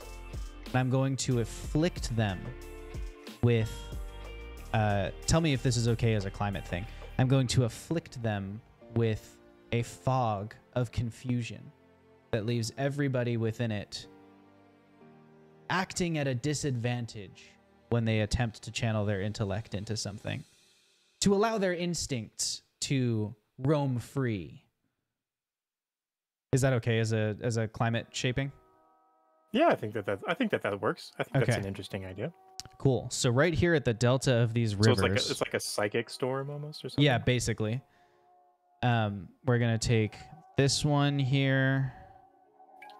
We're gonna take right here around this nice lake, and then we're gonna take up here where this river is its thickest, and we're going to cover that space in a fog of... In fact, let me just... I'm going to take out these borders so I can write inside the hexagons here. There you go. We will fill it with... What should we call that? So what does the fog do? Like, it affects the mind, but it affects the mind to what capacity? It causes confusion. So, which Confusion. I would treat as like a disadvantage on any wisdom or intelligence that you attempt within it. I have something noodling around in my head, but I don't think it's fully formed yet, so I'll put it in my pocket for That's later. fine. I'm open to tweaking it later too if you come up with cool ideas. I like that, though. I really like that idea. Haze of confusion. So we're on the... Yeah, that's a decent. That's 7. And so it goes, like, the max is a +3, right? Yeah, the max bonus is a +3. We both. So that brings We me both should to have it this 10, round. 12. 12, nice. I got a 12 as well, a plus 12, which brings me to 13 total. Oh, nice. Look at those numbers. Lining them up. And knocking them down. I was suppressing the urge to say, can you zoom out a fuzz? You got it. Let's go back over to the East Coast. The two brothers, as all siblings do, grew tired of each other's company and went as far away as physically possible. Stay out of my room! This is my side of the house. I'm taking my crayons and I'm writing a line on the floor, down the middle. You stay on your side. What'll it be? Okay. So the Hematicians, actually, let's scooch back over to the mountain range. Sorry, I keep just picked up a bouncing back and donut. forth Let me between arrange Hematician and myself. Hematician. I'm not sure. Maybe I like maybe that's a Hematicians dialect more. thing. I think Hematicians feels more like a people. Okay, Hematicians. They've done fantastic with the tower. But they're still not interested. Their head is in the sand. Their head is in the proverbial rock, as it were, and they need guidance. And so I will raise up from deep within the mountain an avatar. And his name is going to be generated. Let's see. Rock. Nope, wow. Oh, here we go. Man, she's got one for everything. Gemstone and mineral names. That's awesome. It's fantastic. Let's see. I'm gonna roll some stuff here. Let's do 5. 1, 2, 3, 4, 5. Roll my D10.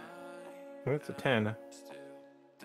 Tell you what, that third donut may have been one straight shot of sugar too many for my day.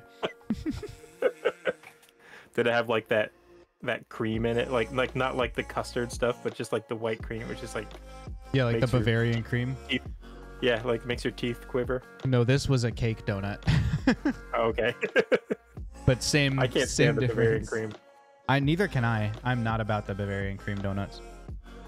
It's like I take one bite and I can just feel 5 layers of film on my teeth. It's just ugh. But I do have some donuts with marshmallow cream in them. Anyway. So the spelling is going to be for this avatar. Uh-huh. Tell me when you're ready. Alex. Mm-hmm. Cite. Now that looks like Alexite. But it's Alexite. I'm actually going to say Alexite. Alexite.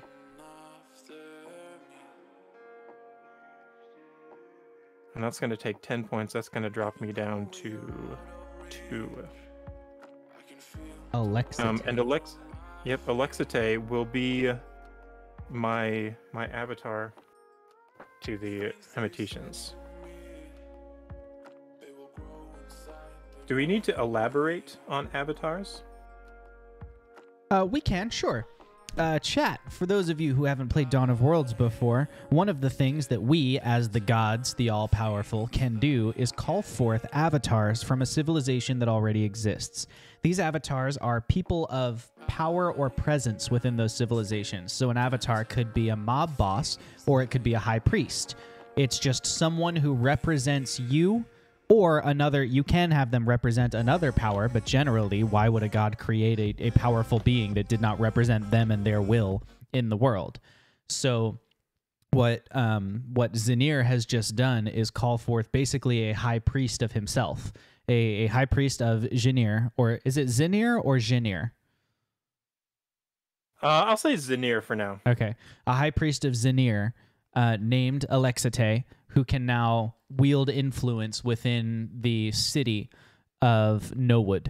And it is important to remember that an avatar is bound by location. So if he wanted his avatar to go from Nowood to a city that was more than, say, 100 or 200 miles away in a time where there's no other overland transportation than walking, then we may decide, you know what, he needs to take the whole 500 years to get there before he can then do something in the next. So it might take 2 rounds before he can wield influence there. Unlike the gods who sort of can zoom out and in on this map at will. So right now there's only one city, so it doesn't matter at all. But that's a total dealer's choice thing. So we would just decide based on what he wanted to do, whether we felt that way. And we would make sure it was cool with you because we care about your feelings, chat. And then we would do it. All right. I'm sitting on 13 points and a whole lot of boredom. And you know what that means for a god of chaos. Now, brother, I must say, the way that you affect the land with ice and all this negativity, it's very formulaic of you. It's been very orderly, if I might add. Is it? Just, you will do as you will do, but I just wanted to point that out. It's not the presence of the climate that I have created that channels who I am. It's deeper than that. By creating this acid rain, I force people to think creatively. I force them to let go of their traditions, their time-honored methods of travel. By creating an area in which they cannot think clearly, I free them to think innovatively, to progress, to achieve more than what they are. It is not evil to love chaos, brother. It is merely a different way of achieving future growth. And I don't want you to look at what I'm doing as so one-sided as evil, pish-posh evil. Who even looks at evil anymore? Morality. I want you to look at what I do as a way of channeling the ingenuity of those who are already present. I am pushing them to be their best selves because we all know that as the universe tends towards that entropy, that all-knowing chaos, that's when things get really, really not boring. I'm just saying, do something different, brother. Bro, why'd you get all philosophical on me? I just... Zanir looks up from his cards for a second as we're playing this board game together and is like, just play a different move, man.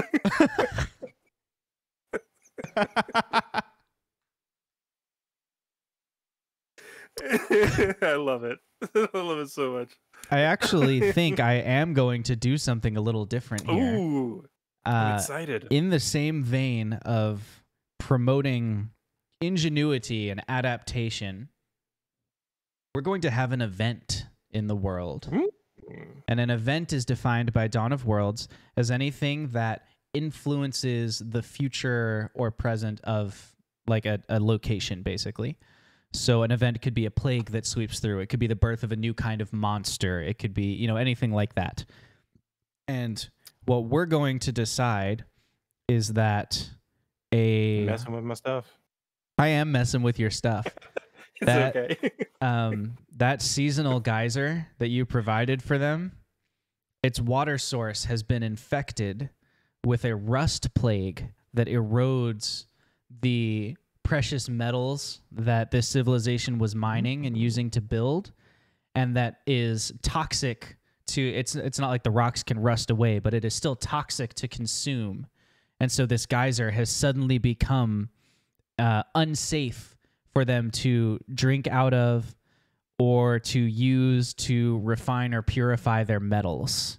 We've created some toxicity here. And let's make a choice. Let's make a decision here. What do you think? And I'll just like riffing off of your thing here because I think I like it. What if the Hemeticians are stone-skinned and metal-organed? I like it. That totally makes sense. So like instead of eating rocks, they would eat minerals. And that would be or maybe you need a balanced diet of both. Maybe that's like their protein and carbs is like stone and metal because their organs, like their heart and whatnot, are metal. I like it. And so like so this toxic stuff, this poison or whatever that's in this water A rust plague is what I'm going to would, call it. yeah, it would damage their organs. But maybe like, wading through it or something like that would not be problematic for them because they're stone skinned. Yeah. But it's like if you breathe it, you get it in your mouth or whatever, like that's nasty stuff. I like it. And I have 3 points remaining. I'm going to use 2 of them to shape climate. And we're going to go back over to the literal Wild West that we're creating. Wiki. And we're going to create a... Let's see. Actually, I'll use all 3 points and I'll shape some land. That's what I'm going to do. Using all 3 points, I'm shaping some land. And we're going to flood the entrance of this river delta permanently. The sea level is just going to begin incursion right here so that this is now seawater. How does it collapse? How does it collapse into the sea? So it begins with the river widening the same way that a canyon would form. But because there is water underneath the continent as well, as the river widens and reaches that, it begins to turn into like an hourglass shape until the rest of the earth collapses on top of it. And so what you wind up with is a nearly flat seabed and very steep cliffs outside of it, instead of the smooth, eroded sort of flood results over the course of these 500 years, and probably those in future as well. The water has refined a steep cliff at the edges of this boundary and then risen back up, over time to the normal land level. Is one big plunge of land down there, and then the water evens out over top of it. Right. I like it. So it's just like a sheer cliff.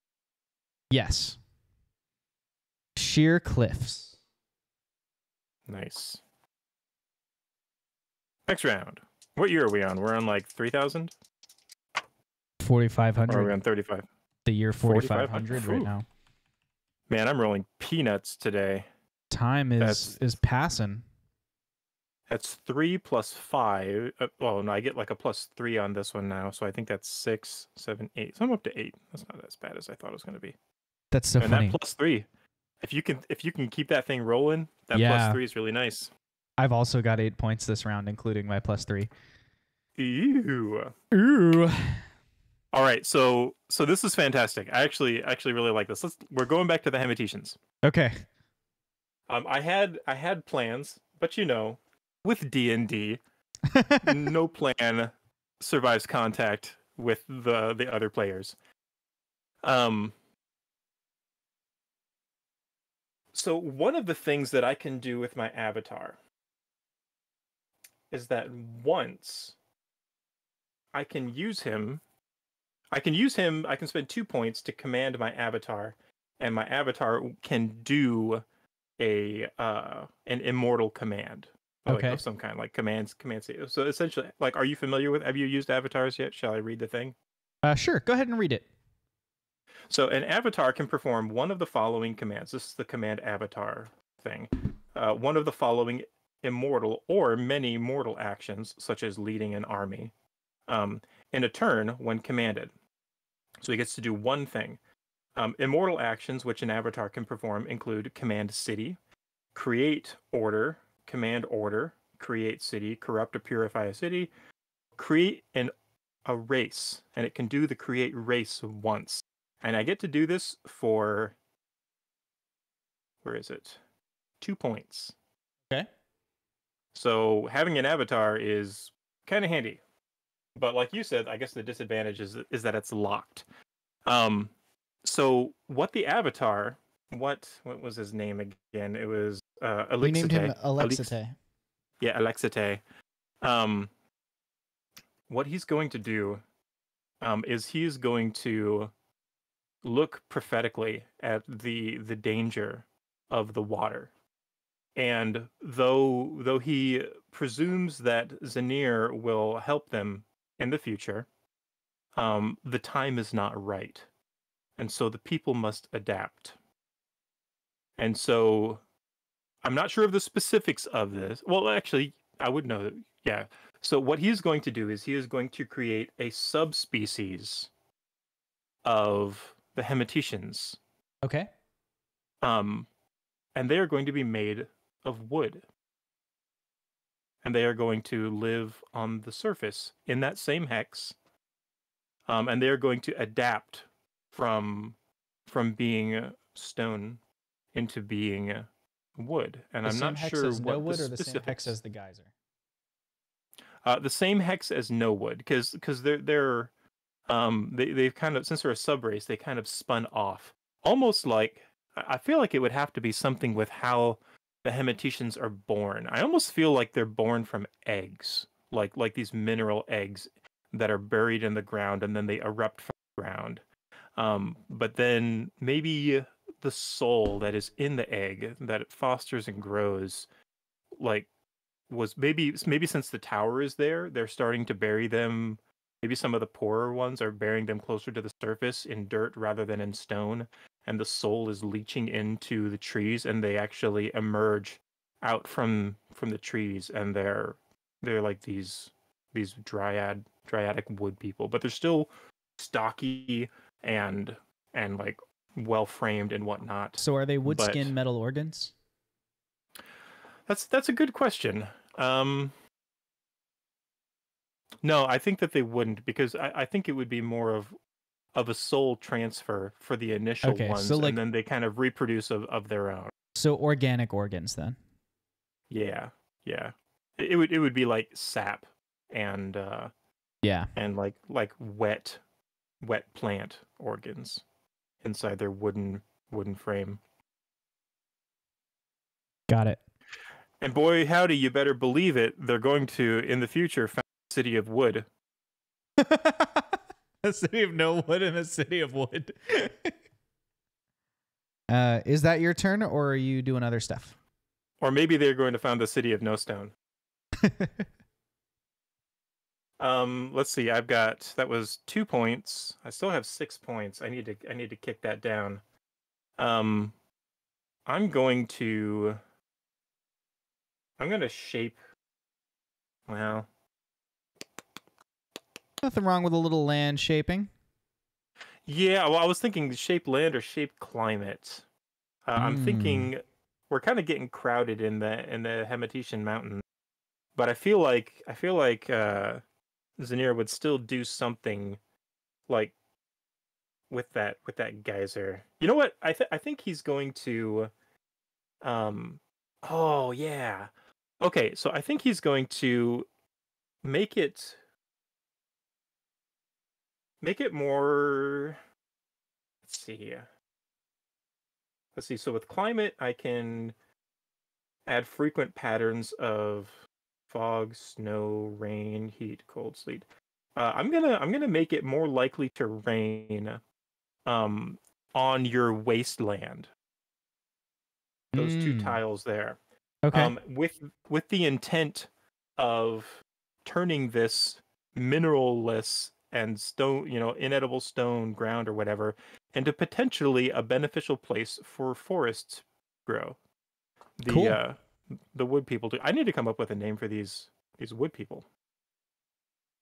You go ahead and do your turn.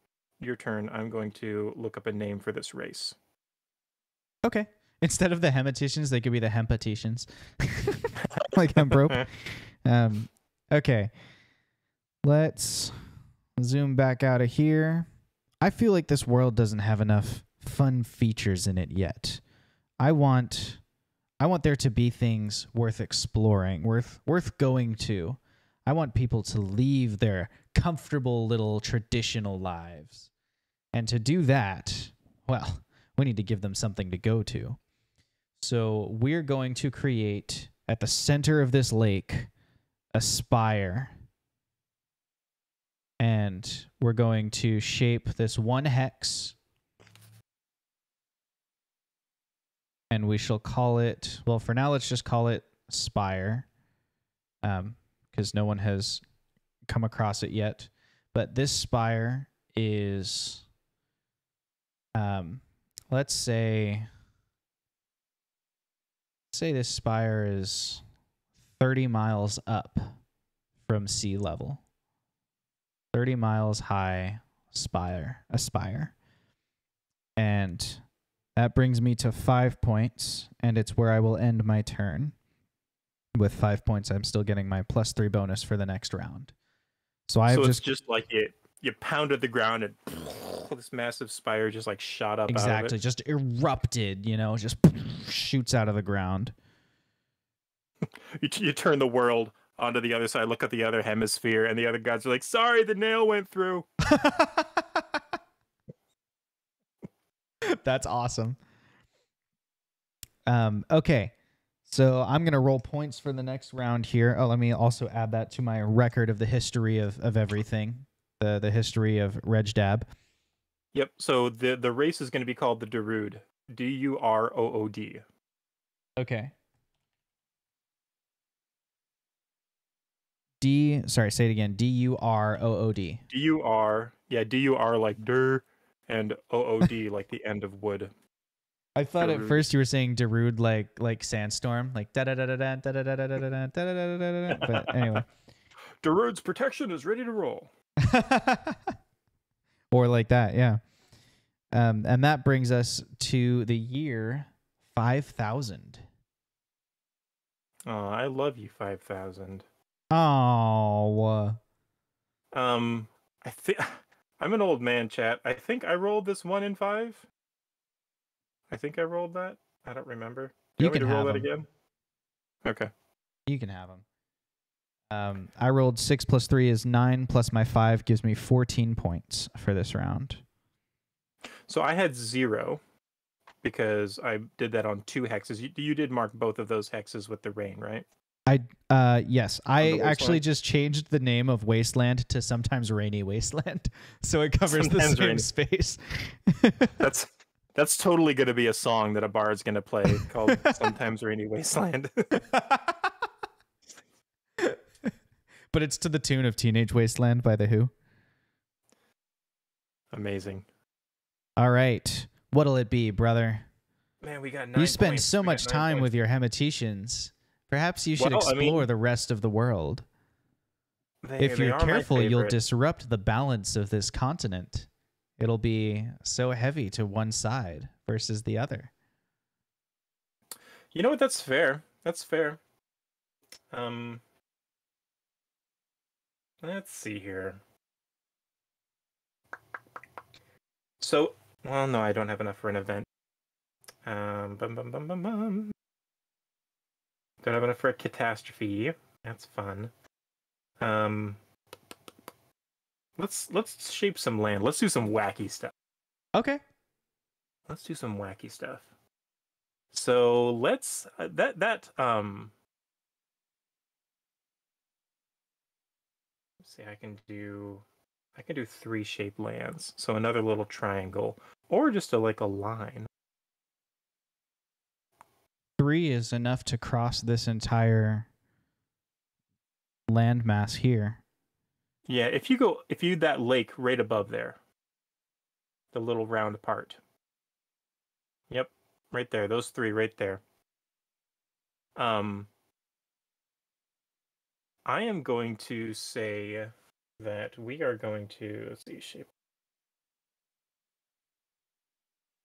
I'm going to say that it's going to be deep, like this part just really deepens down. Okay.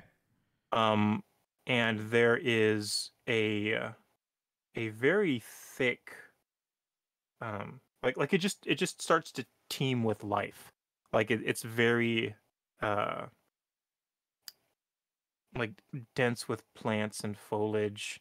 Okay. But it's like it's like this huge column, this 90-mile wide, or 60-mile wide column that goes straight down, and at the bottom it's just teeming with dense. I don't want to say underwater jungle, but like jungle level of dense life and foliage.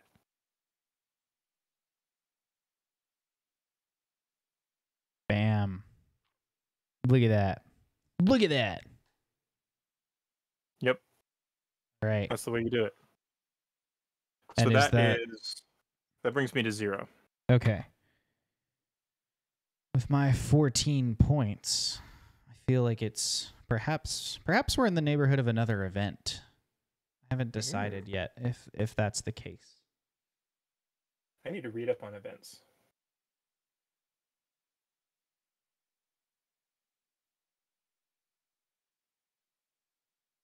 Oh, my Spotify. I keep noticing it off and on that it's stopping. It's because Discord thinks when you're talking, I should turn off Spotify, but I don't want it to do that, and I've turned off that setting a bunch of times. Yeah, they like to turn it on every time you update. Oh, is that what happened?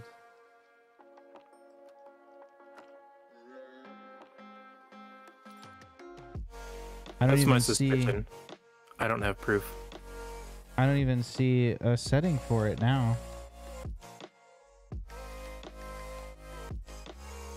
That's rude, Discord. I think it's actually because they don't want you streaming through Discord. Oh, I see. It's like a copyright thing. Gotcha. All right. Well, sorry for that brief intermission, chat. We're gonna go back to affecting the world around us here, and with 14 points, I could shape 3 squares. I could shape 4 hexes of land here. So perhaps we'll do that. Let's see what we could create out here. Actually, maybe I'll affect my spire some more. I think...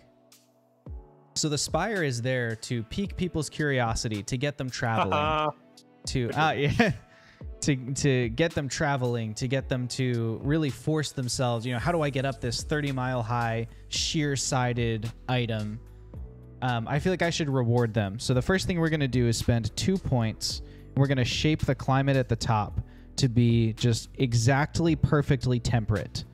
To be just comfortable for life to exist. You know, it's like a casual 70 to 80, well, maybe not even 80, maybe like 70 to 75 degrees Fahrenheit. It's got just a cool breeze on top, but not enough to blow you off like you would expect, like where you might fall off of a tall spire. And that leaves me with 12 points remaining.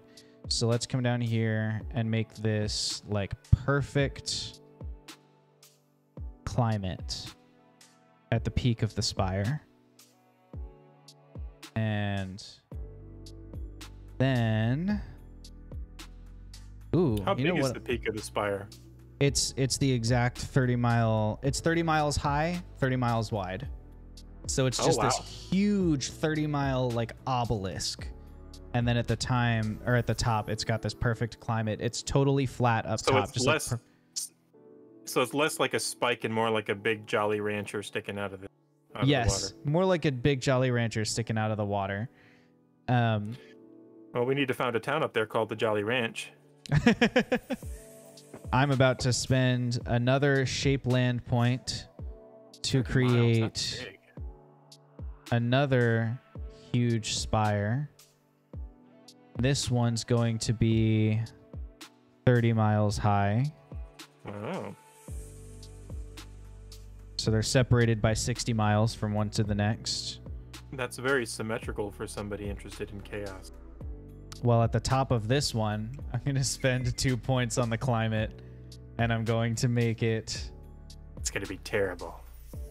Would you consider an anti-gravity field a climate change? Like, what would be the right... Or would that be a land shaping?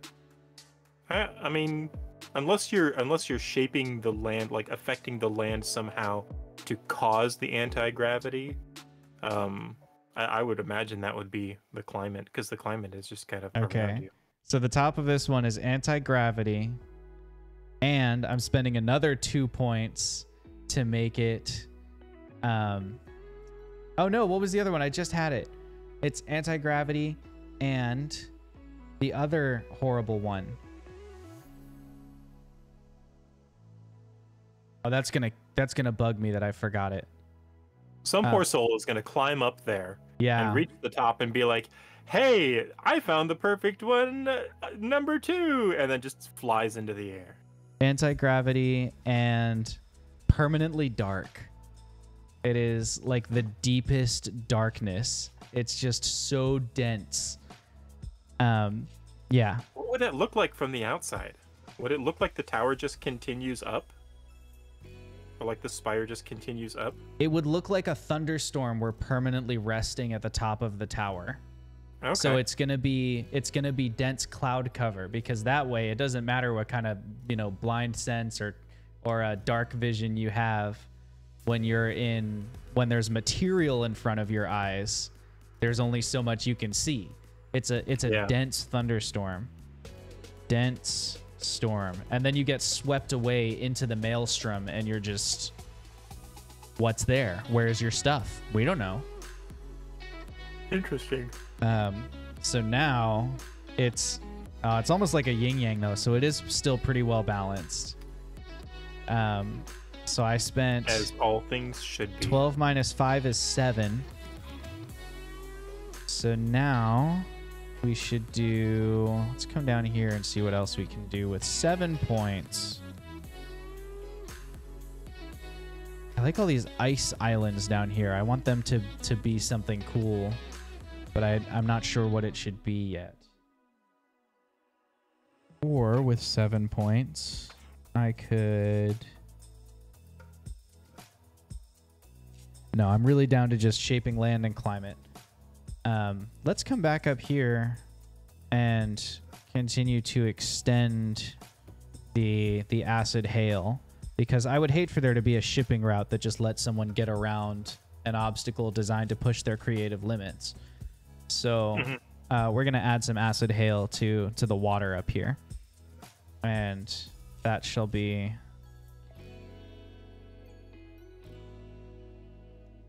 All right, next round. Yep. Oh, peanuts. 2 and 1. I got 6. Got nothing. There's already so much order, my influence is starting to wane. Uh-oh. What did you do last round? You made a deep... I made Zora's sea Domain. Fissure teaming with... That's what you did last round. And I... 5 plus 8 plus 3. 8 plus 3 is 11. 11 plus 5 is 16 points. Things are looking a little more chaotic in the world. Yeah, they are. Aw, yeah.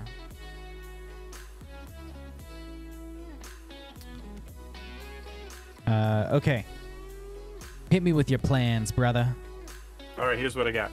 What you I'm got? going to burn up 2 points. It's going to bring us down to 4. I'm going to burn 2 points for my avatar. Okay. And I'm going to have Alexite barter, or not barter, like charter peace between the Hematitians and what were the other ones called? The Darude. And by doing that, like how he's going to do this is he's going to help them found their own city. And I can do that as a command avatar action. It's going to technically be in the same hex as Nowood, but it's just going to be on top of the mountain. Okay. Well, actually, let me ask you this. Like you said something about avatars moving.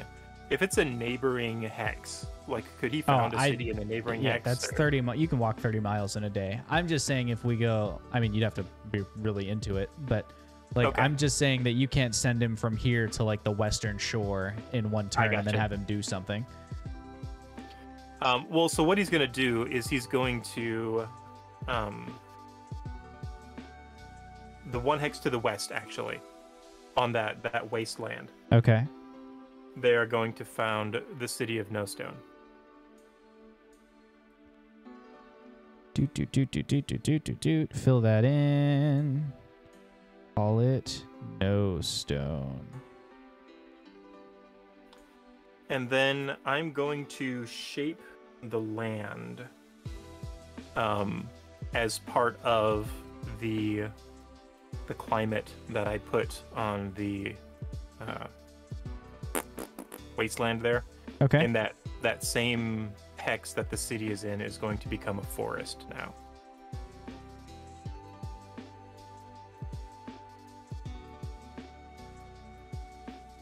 And that's going to take 3 points. So I don't have enough to do the other hex. Okay. But we will do this one. And We'll to say clarify, that, this is now a rainforest because you made it rainy. Yep, Right? yep, Okay. that is correct. Yep.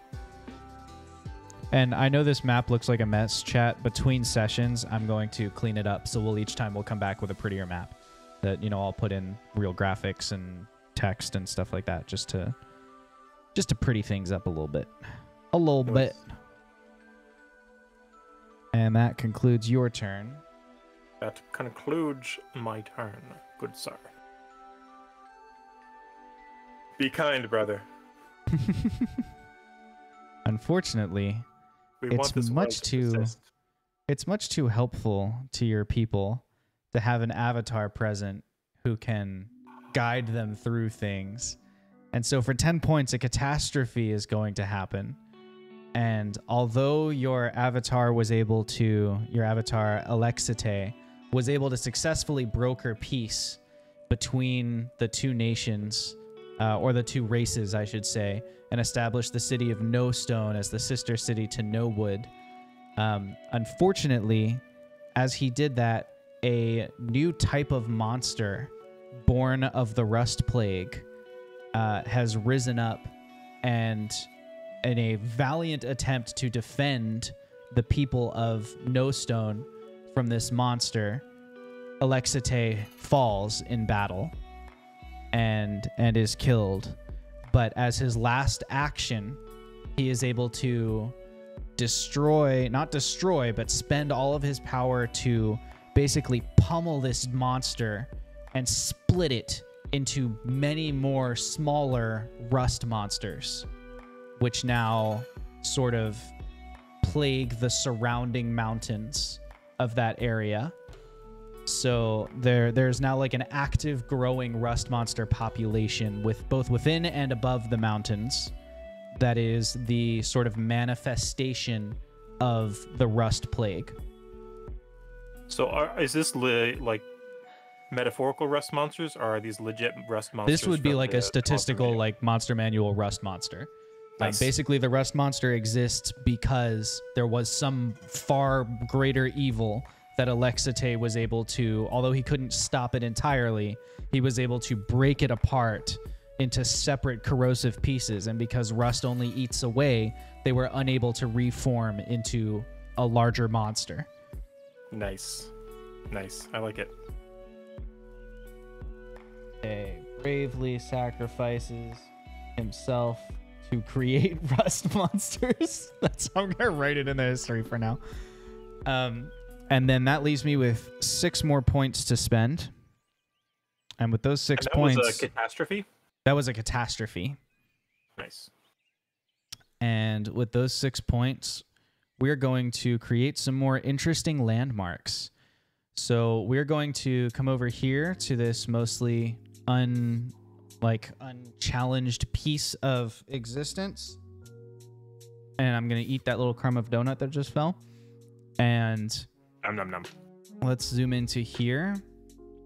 And I am going to cause an entirely random stone-looking structure to erupt within this 30-mile field. It has some walls and some tall features and, some different angles. Basically, a whole bunch of stone obelisks. They're not in a circle like Stonehenge, and they're not orderly shaped, but they're just some random creations. And for 3 points, that leaves me with 3 points remaining. We'll just call this Stone Field for now. Just something to break up the landscape, break up the skyline a little bit. And then with those 3 remaining points, I'm going to I'm gonna shape the climate at Stonefield so that the wind, the wind. Well, no, maybe I won't do that because it's orderly. What I was gonna do, I was gonna have the wind always travel counterclockwise, but I feel like that's too orderly. That doesn't make any sense. So instead, let's go back this way. Maybe it alternates at random intervals. Let's have... Oh, that's interesting. The wind alternates between counterclockwise, like some dice roll minutes. But the wind is always rotating. Rotating wind. Which leaves me with 1 point for the round. At the conclusion of the turn here. I just want to take a quick temperature check. Chat, how you feeling? And also, Wash, I think you normally stream till 11, and we've just hit 11, so I want to check in and make sure I'm not keeping you up too late. We can always... We're going to have to come back to this anyway for the other 2 ages, so if you'd like, we can maybe call it after the next round or the next 2 rounds or something. How are you feeling? I actually stay up pretty late, and tomorrow's a pretty light day, so I'm good to stay up later if you want to. What year are we on now?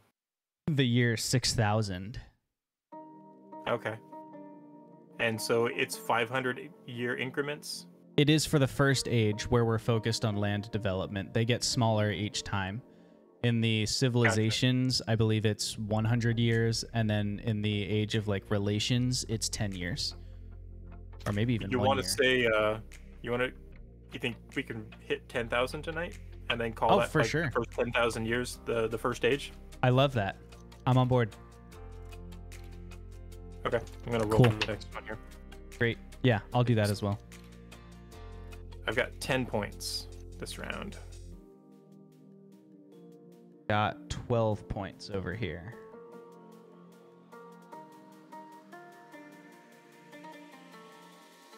All right, I am going to command race. Okay. That's going to be 8 points, and that'll let me shape the client a little bit with a couple extra points. If you would zoom out. Yes, I can zoom out. Further? To the west, there's a little mountain range. A little vertical slice. Yep, right there in the center, in the tallest part. I'm going to command race to build a city. Okay. This is a pretty long distance for them, but probably not 500 years long. They can find the materials they need. Also, I imagine that once a race has been created, they're not stuck in a single hex. I would imagine that they've been around for a long time. They may not just have founded a city. They may have had settlements or something like that. But is this the Hemetetians or the Darudes? This is the Hemetetians, and I think that it's kind of going to be in response to the ones that don't want to put up with the rust monsters. There are some obviously who are going to be stubborn that don't want to leave home and whatnot, but in response to this, there's a sect that has broken off. Is this about where you were thinking? More or less, yeah. Because it's the darkness is the height, and so that would be you could have a central cavern for that. Got it. Without having to dig too incredibly deep, you could just kind of go sideways into it. Yeah. Do we have a name for this? It could be called No Rust. Could be there. No Rust.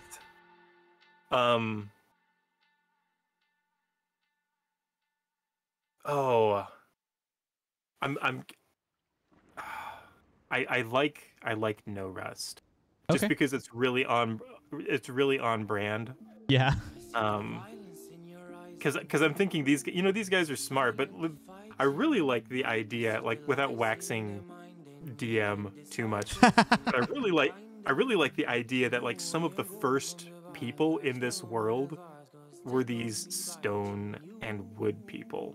Very, very basic before the other races emerged and came and settled here.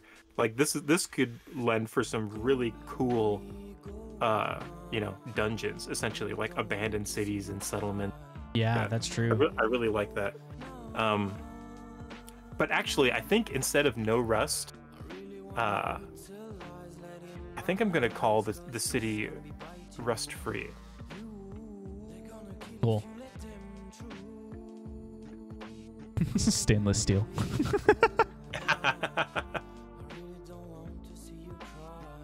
Rust free. All right. Anything else with this turn?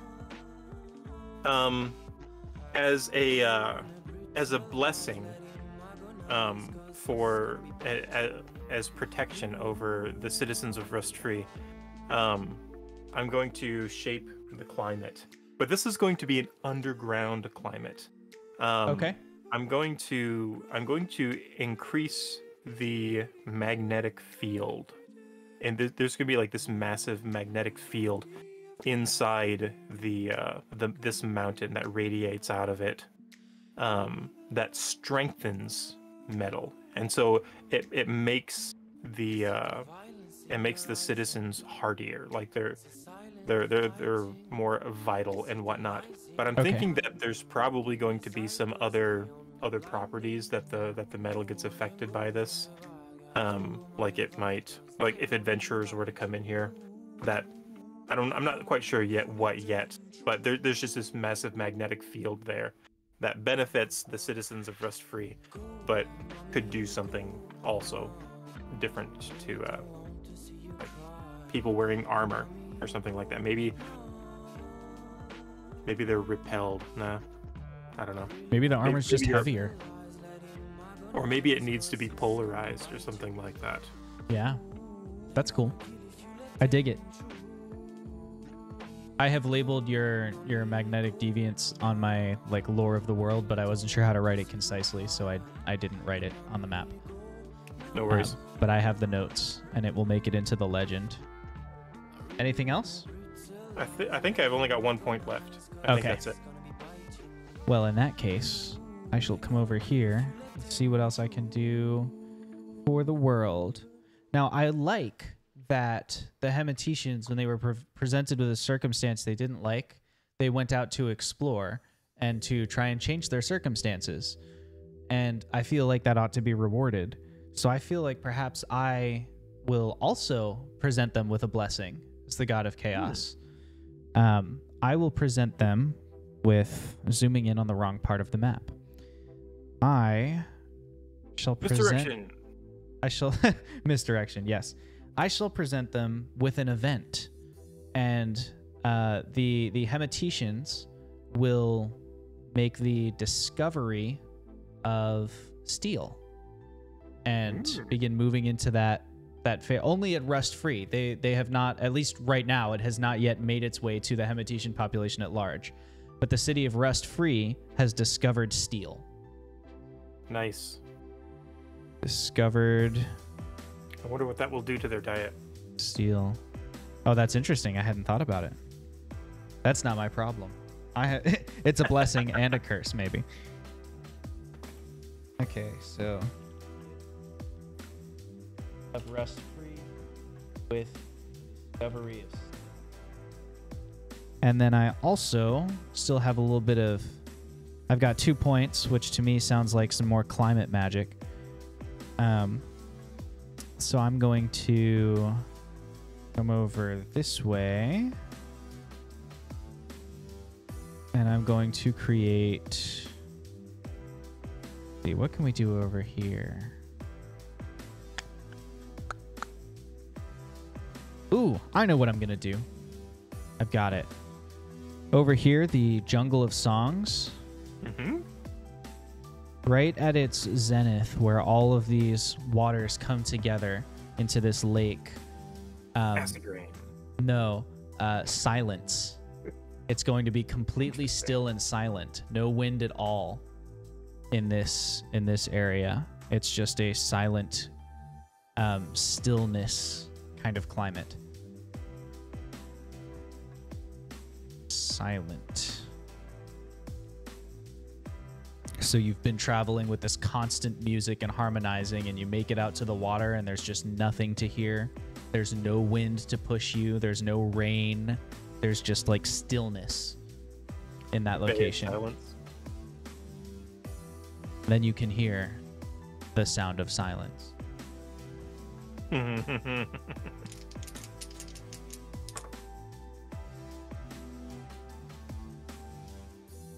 I got 5, 6, 9 points this round. Moving into the year 6500, let's see how much power I'm working with. 7 plus 3 is 10. 10 points. Okay. I've got 9 points to work with. Okay. Give me a zoom out, please. You got it. Behold, Rejdab.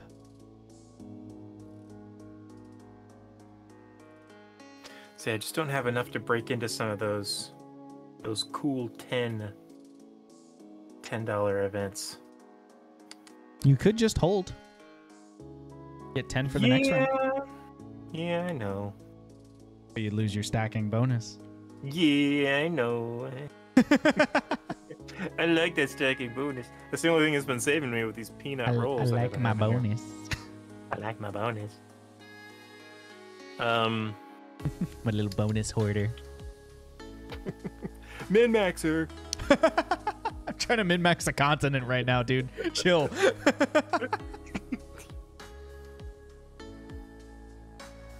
Try to min-max the lore that's like never gonna come up in game.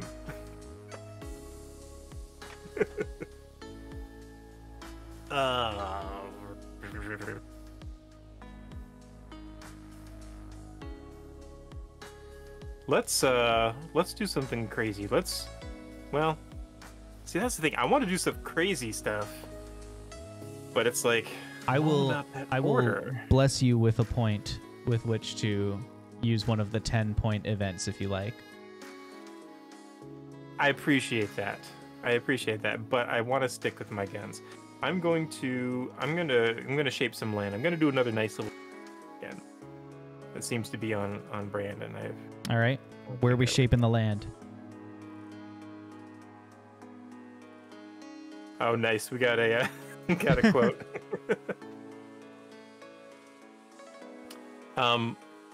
In between some of that nice yellow ground in between the two mountain ranges, kind of to the northeast of them. To the northeast. Got it. That would be southwest. Yeah, I see where you mean. I have to undo my two lines. Yeah. You mean? Oh, like almost at the head of that river. Yeah, like that. Actually, go a little bit more northeast of that though. Okay. In more of the green area. Right where your mouse is, that one and the two below it. Okay. That one right there. Yeah, and the two below it. Okay. Yep. That's for my notes. Tell me what you're doing there. I want to make a bread basket, essentially. Okay. Just this really fertile land, like fields with bison and buffalo, and just like the start of that growing in that area. Okay. I'm thinking like potential future home of homely hobbits. Just Okay. like a nice big bread basket that a lot of farms can eventually develop on stuff. Okay. This is peak farming land. Yeah. All that bread basket Yeah. land. Very well. Is that all your points for this turn? That's all my points. All right. With 10 points.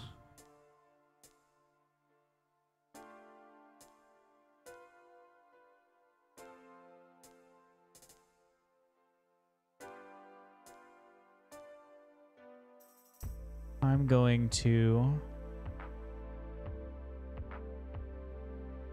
Let's see.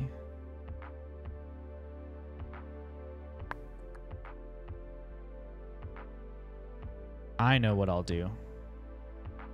I'm going to spend...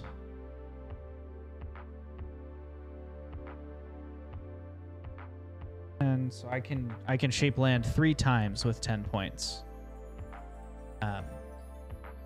I actually don't think I need all 3. I'm gonna shape land once right here in this area. And I'm going to create a 10-mile sort of cavern. It's 10 miles of cavern basically that I have laced the outer walls with jewels and precious minerals and ores and things like that. So there's like a 10-mile deposit that reaches the surface at like a very small opening. You know, it looks like a sort of a generic chalk mine might. It's, you know, maybe 4 or 5 feet across, but then it's just full of resources. Resource rich. Now that brings me to 7 points. I'm going to make the area around it. So this whole 30-foot radius. Well, it's not a radius, but you know what I mean. This 30-foot hexagon. We're going to shape the climate. Hexagon. We're going to shape the climate to be the mountain itself is going to retain, I guess that's land. So I'll spend 3 points to shape the land. The mountain itself is going to be a material that retains so much heat that there is a constant, nearly intraversible updraft coming off of the mountains. Like the upward wind is so strong that you can't pitch a tent. You can't, if you're wearing a backpack, it will catch and hold you back and make it hard to walk. And we will call it, I don't know, I'll just call it steam vent right now. I don't really have a good name for it, but that's what's happening there. And that brings me to 5 points, or sorry, to 4 points, which is where I will stay my hand. Okie doke. So Next. here. There's some better numbers. There's my 10.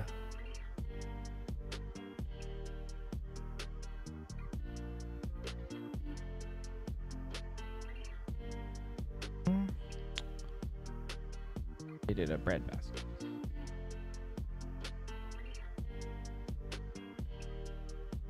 All right, we're in the year 7,000. It looks like, are you working with 25 points? No. 10 I points. rolled a 2 and a 5. I'm working with 10 points. I was not sure what I was looking at there. Ooh. Wait. That's a 6 and a 4. That's 10. Dang. Plus 3 is 13. Plus my 4 is 17 points this round. Woo! It's going to be an interesting round. I'll tell you that. Oh, really? All right.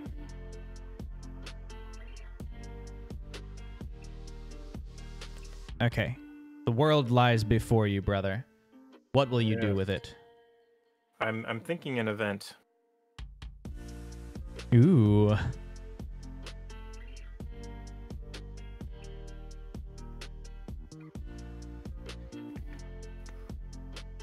I'm going to say. Well, no, we'll save that for a different age. I'm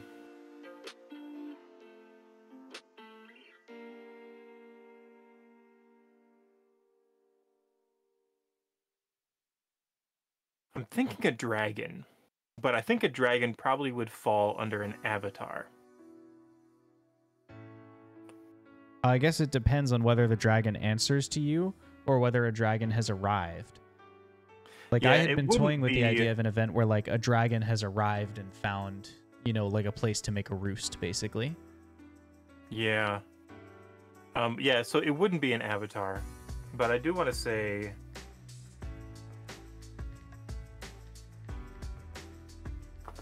You know what? If a dragon comes, I think it's probably going to be a catastrophe. At least initially. Okay.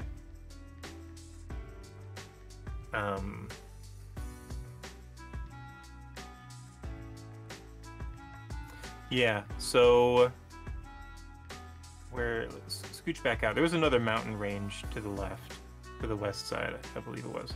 I'm claiming all the mountain ranges. Is what That's I'm doing. fine.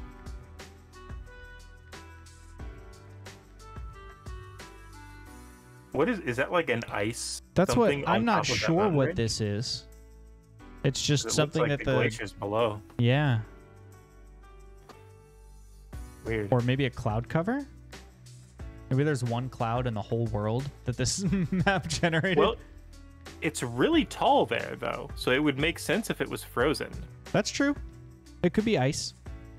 So that hex that has the majority of that red part of the mountain. Never mind. I see what you mean. Yeah. I'm gonna say that a white dragon moves in, Okay. and just decimates. Well, so essentially, dragons affect the area around them, and I mean it's the same points whether it's a catastrophe or whether it's an event. So let's just call it an event. A white dragon moves in and turns that whole 30-mile area into its home. So like the terrain changes. Yeah. It starts to freeze over. It starts to become magically affected by cold, even though it kind of are cold. But yeah, a white dragon moves in.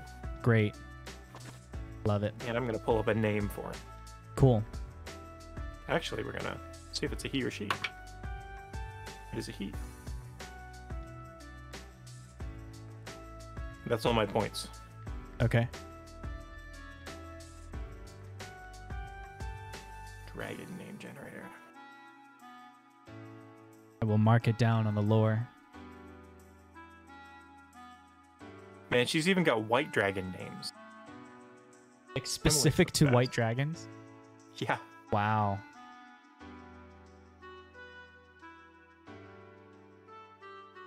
These are some really cool dragon names.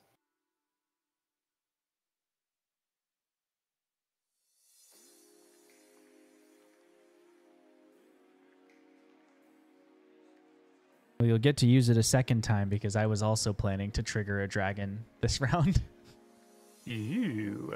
I mean, this could be like Yes. the year of dragons.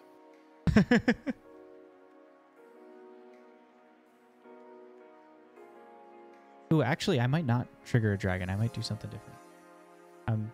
I'm toying I've with got my a name event. here. Okay, what are we Got a naming the name white here if you dragon? want to do it. Thraxinol. Spell it.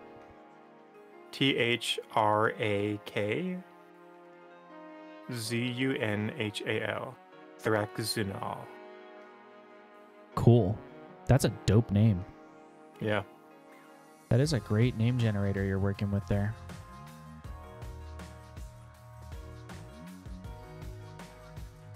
Okay.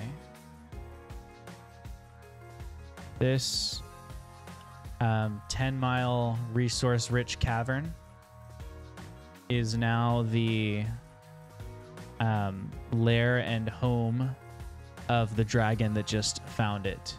And it is a gold dragon that has stumbled across it and made it its home. And if you'd like, you can generate its name. Okay. But the dragon was attracted to the sort of spiked gems and things that were coming out of the lair of all the walls and whatnot. And it was a perfect place to, sneak your horde into there. You want me to roll for male or female? Sure. Ooh, we got female. Nice. I think that's the first time we've had any estrogen on the board tonight. I think so. You have a D10? You want to roll a D10 for a name? Here? Sure. Let's Roll a do D6 it. or a D10. The D6 is 2. The D10 is also 2. 1, 2. All right, you ready? I'm ready.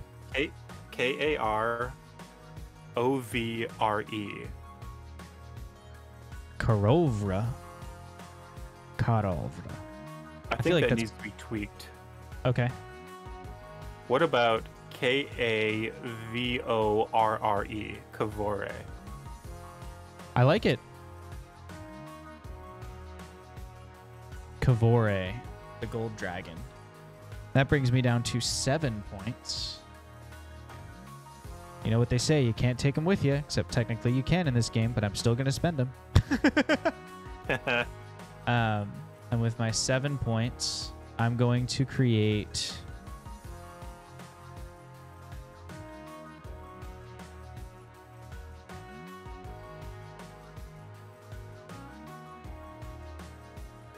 I'm going to spend 3 points to connect all of this ice, which is about a hexagonal region, even though it crosses more than one hex.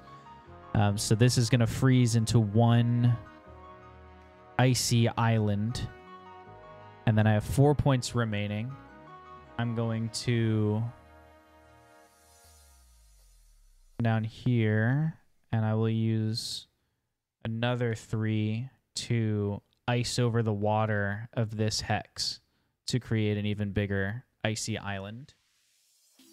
So this is now like an ice island structure that we're seeing. So is that like a permafrost glacier?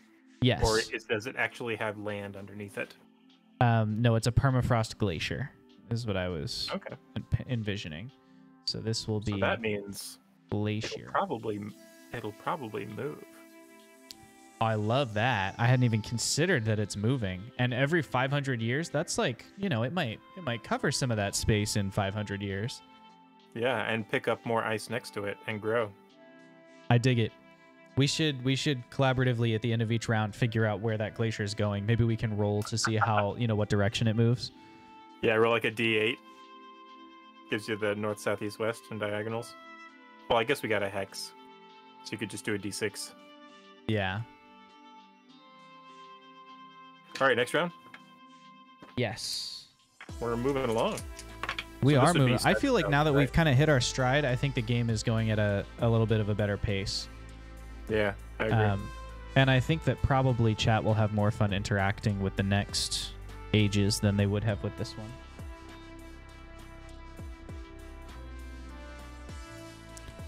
Barak Zunhao. I got the name of your dragon in there. All right. In the year 7500, the gods sat down at a table of parley and spoke about the world they were creating. And the god Zinir, god of the stars, master of order, said, With the arrival of the white dragon, the white and the gold dragon. Let's see. I think that he is going to try... You know what? I think he's just going to ignore them. He's going to let them do their thing for a while. excellent. But I think he's like, I've got another 3. I think he's going to expand the breadbasket. I think I want to throw 3 more hexes onto there. Okay.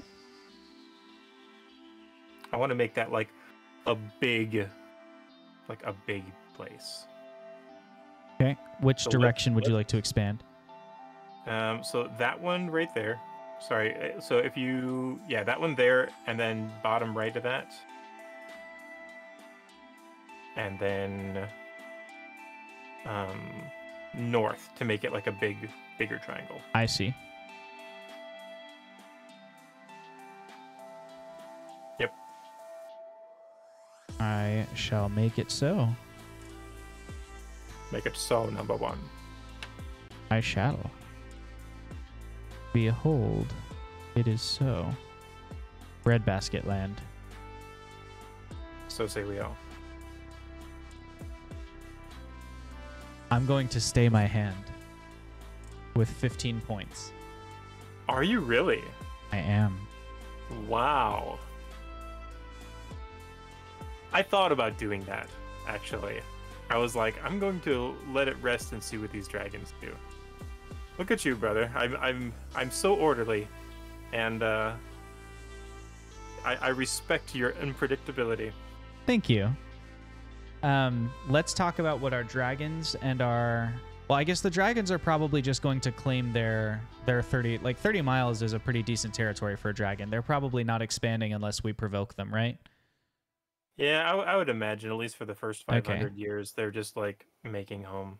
So let's talk about this glacier. How do you want to figure out its progression and its growth? Do you want to roll for it, or should we just decide what it does? I mean, I'm always in favor of rolling for it. All right. How about you roll a d4 where 1 is north, 2 is east, 3 is south, 4 is west.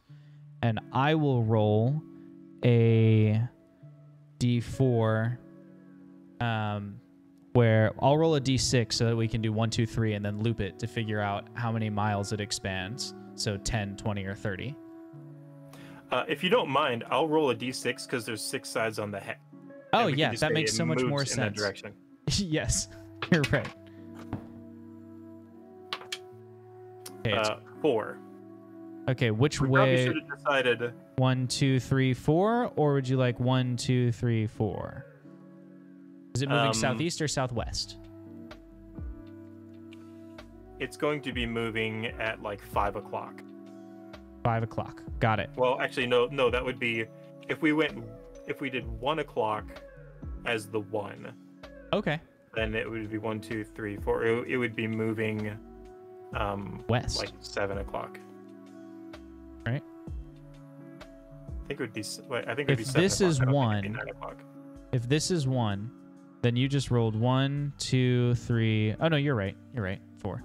We'll go that way. Yeah. Great. So then it's gonna move that way, and it's grown by 20 miles. So we're going to take this glacier and Can you just push it select somewhere and scale else. Can I what? Can you select it and scale it? Oh, And just like move it over? not easily because this map is all one image. It's not generated in layers. No, I just meant like on your what you had sketched out. Oh, You just like lasso it. yes, you're right. I probably could have done that. Yeah, give me that. Yeah, that's not an eraser. That's an eraser. Get rid of that. Get rid of that. For as much as I like drawing with a pen, sometimes it can be very cumbersome on a tablet. Yeah, you're testing my knowledge of keyboard shortcuts here. I might have to go out of full screen mode for a second. We need tools? I don't even remember what that window's called. Rip me. Okay, let's come over here. Lasso select. We're gonna I just. can't help you. I don't use Photoshop. That's okay. I got there in the end. We'll just lasso this. Bam. Select tool. Scale it all up a bit. Like that's probably about 20 miles growth. You're gonna clean it up again anyway. That's true. And then it's moving this way. Yeah. We'll push it like that. Bam. Glacier. Deselect it. I feel like that's still legible, so maybe I'll just leave this in some view. Come back out of there. Move this tool here. Never mind. I liked it bigger. So that's that. Okay. So that's the glacier. We've figured out our points for the next... No, we haven't figured out our points for the next round, have we? I need to do that. Oh, yeah. And then we will move into the year 8000. And what a great year it's going to be. Starting this year with 22 points. Oof. I'm starting with 8.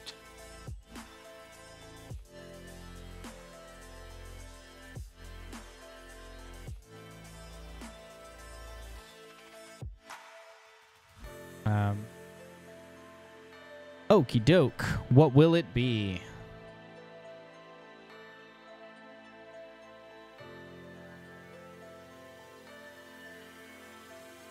I'm reading command order.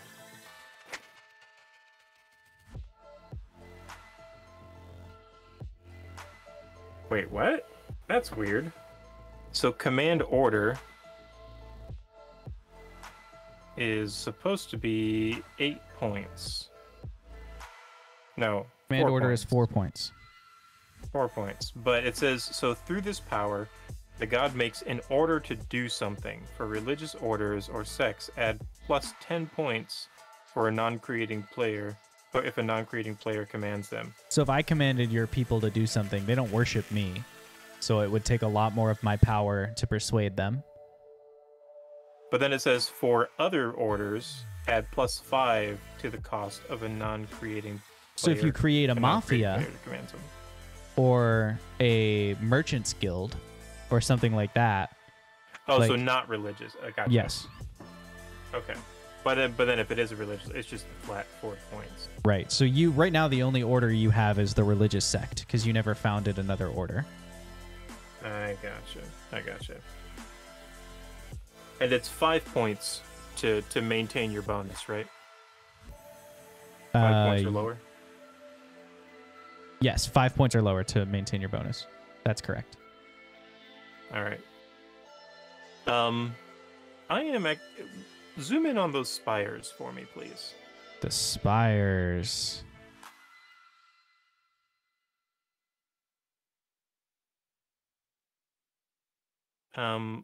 Where your mouse is right now, go up 2.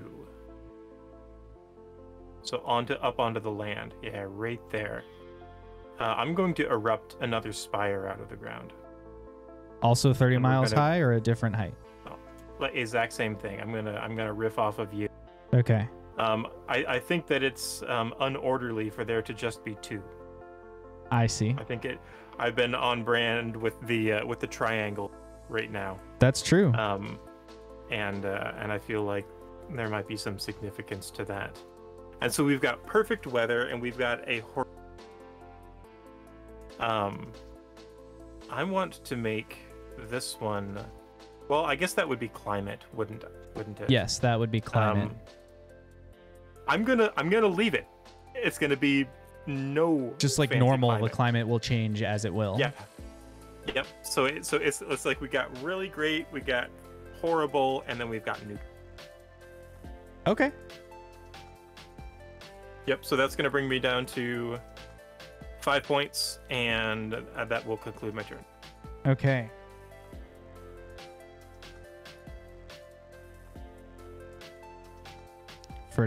I'm really digging this game, by the way.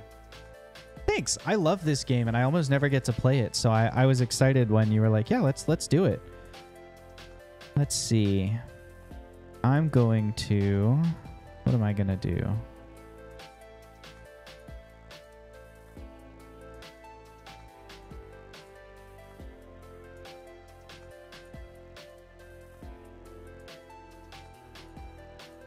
I know what I want to do, but I need to make it fit into the character of the God of Chaos. So that's what I'm currently mentally processing. I know I'm supposed to process out loud, so it's interesting content for you, chat. I just have not been because I was processing internally. But I have 22 points, and for 22 points, I can create a race. And I sure think that would be fun. But I'm trying to decide what race to create.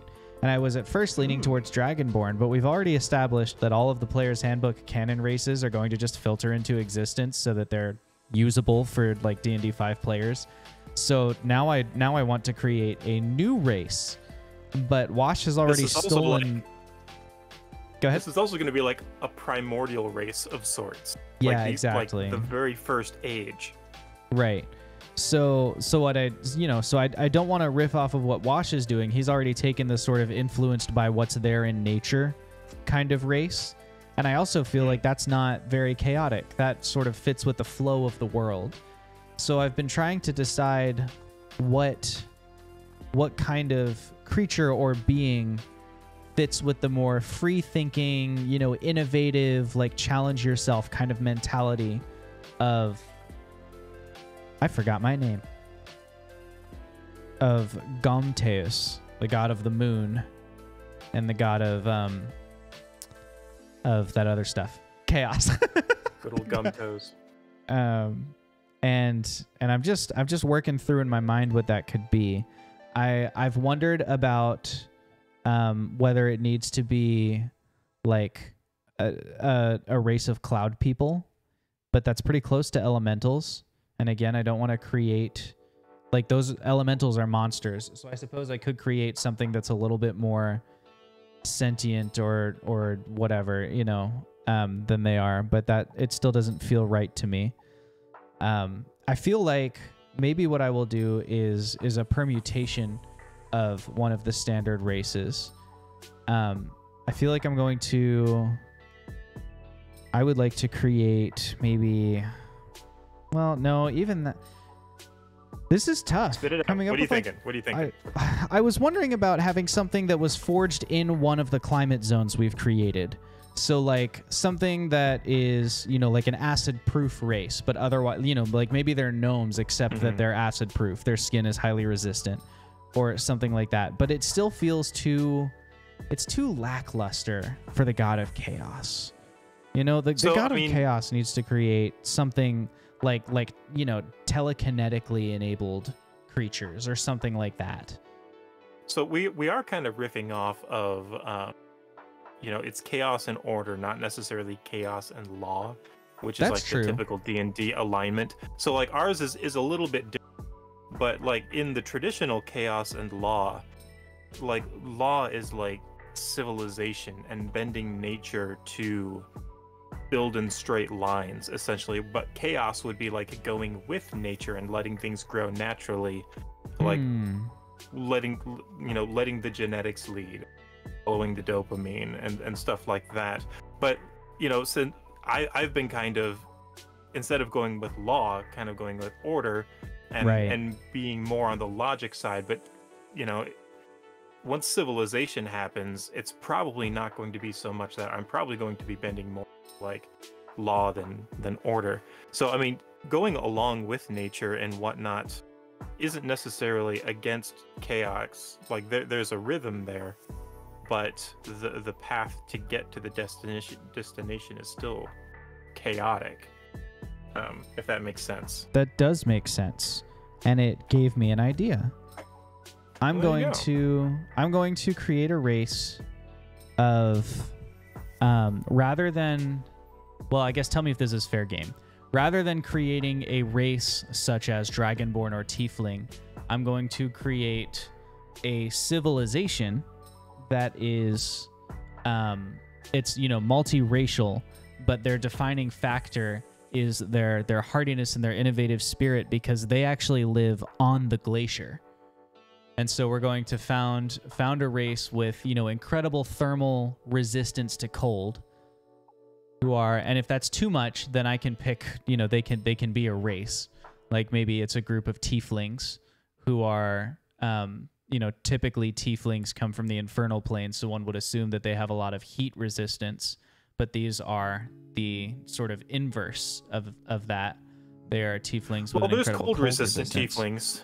With Mordenkainen's, they did all the tiefling sub races that are based off of the other different demons. So they have like I played one that was that had the cold resistance, and I can't remember what it's. Mephistopheles, I think, maybe. I'll go one better. But Let's do mer people. Let's found a race of mer people, and the mer people are going to be founded over here. So like where the ice begins to peter out. So it's sort of a mid temperature for them. I'm going to create some mer people. I'm going to plop them right here. Merfolk. Bam. Merfolk. I like it. We done did it, and that's all 22 of my points spent. Merca.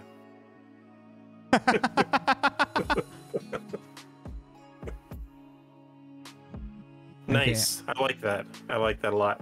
I'm so glad you made a race. I do think that it's funny that we may have started with Gorons and Zoras, but that's just... Oh, you're right. I suppose technically the merfolk are also Zora. And the wood people are the Deku. So, there you go. Or the Koraks. There it is. Whichever one you want. Now we just need to get some Aarakocra Rito up on that sliced mountaintop. Do you want to roll your Glacier D6? Okay. And I will roll mine. Glacier's growing by 30 miles. A 2, so we're heading northeast. Okay. Northeast growing by 30 miles. I'm going to go ahead and roll my... Oh, there it is. You got the good stuff? 4 and a 6. Okay, Let's grab this. Zoom in on there. Bam. We're going to go to the northeast up here, and it's going to grow by a whole hex like Ooh. that. That glacier be schmoovin'. I like that. We're on 8,500, right? Yes, this is the year 8,500. And I need to see how many points I'm working with in the year 8,500. Wow. The dice are glad that I made a race. They gave me 8 points without any bonus. Nice. I'm sitting on 18 right now. Nice. All right. What you got for me? I'll zoom out for you. Catastrophe. The merfolk die. No, I'm just kidding. Really? Rip them. That's rough. No. But I'm going to say, I'm going to make an event that, as is the natural order of things, the the merfolk actually have established migratory like a migratory breeding ritual slash thing where they're going to migrate. Like if you take your mouse and move it down and to the right, they will cross that channel, the big thick channel right there to the right of your mouse. Yeah. And then north through the other big thick channel into that deep lush recession, and it's going to be like almost like like there's nothing going to be developed there yet. They might set up a civilization or something, but there are like very strong impulses of freshwater migratory patterns there. I love it. And I have marked that down in the lore. So that's why I didn't draw anything new on the map for that. So that's 10 points. Indeed. And actually, can you zoom into that? Yeah. Do you want to see the deep sea area? Yes. Okay. In the lake. I think I have enough points to like expand it because it's like 3 right there. It is. I think I can expand it into the whole thing. Okay. So that's going to be 3, 6. I can do 2 hexes. Scooch out just a fuzz. I can't see the bottom right. I will in just a second.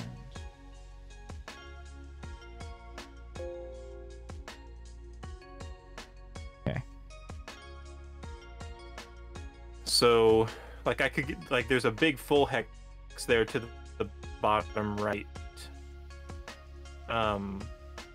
Pieces, or maybe at least like along the southern edge of it, I could grab with 2 hexes. Sure.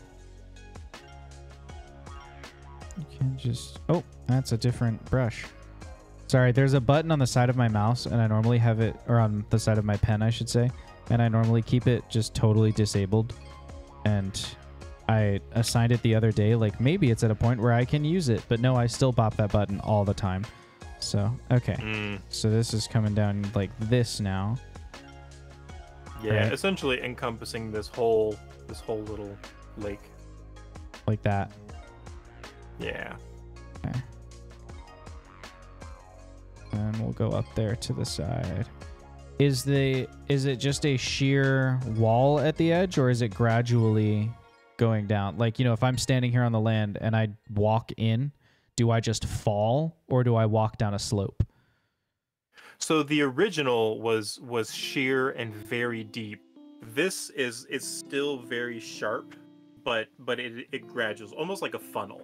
Okay. You know, like a funnel kind of comes down and then it goes straight. Yeah, I mean, if that's 30 miles, then you can have 10 miles of funnel and still, you know. Yeah.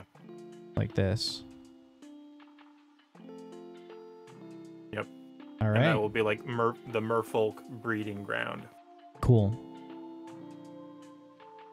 And that should take me to 3, that would be 5. That'll bring me back down to 5, so I'll call it there. Great. I don't have anything else that I want to do. I'm happy working with that. I'm working with 8 points at the moment. I'm going to spend 3 of them and dry up / disrupt this now acidic part of the river.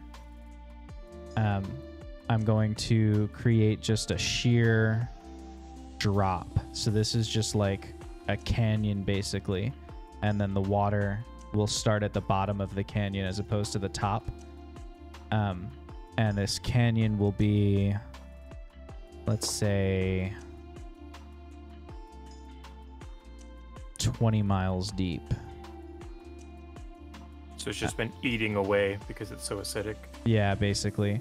And then up at the top of it, this part of the river has been like gradually dried as it moves into here so that the water might stop halfway through. So it's like a trickle over the, it's trickling into the cavern, but it's now eaten down in like a bell curve where the water does not come back out the other end. It like is eating at the bottom. And that way over here is still fresh water, which is also coming into the into this ravine. And meeting, or not, maybe not meeting the fresh water, or the acid water, but they're very close to each other in that respect. Gotcha. It's probably a waterfall actually from fresh water into acid water because the acid is eating away so much faster. So like from the profile, might not, the lake might not even run into there, because if the water is flowing from west to east and it's eating from the river, like the lake is going to be downstream.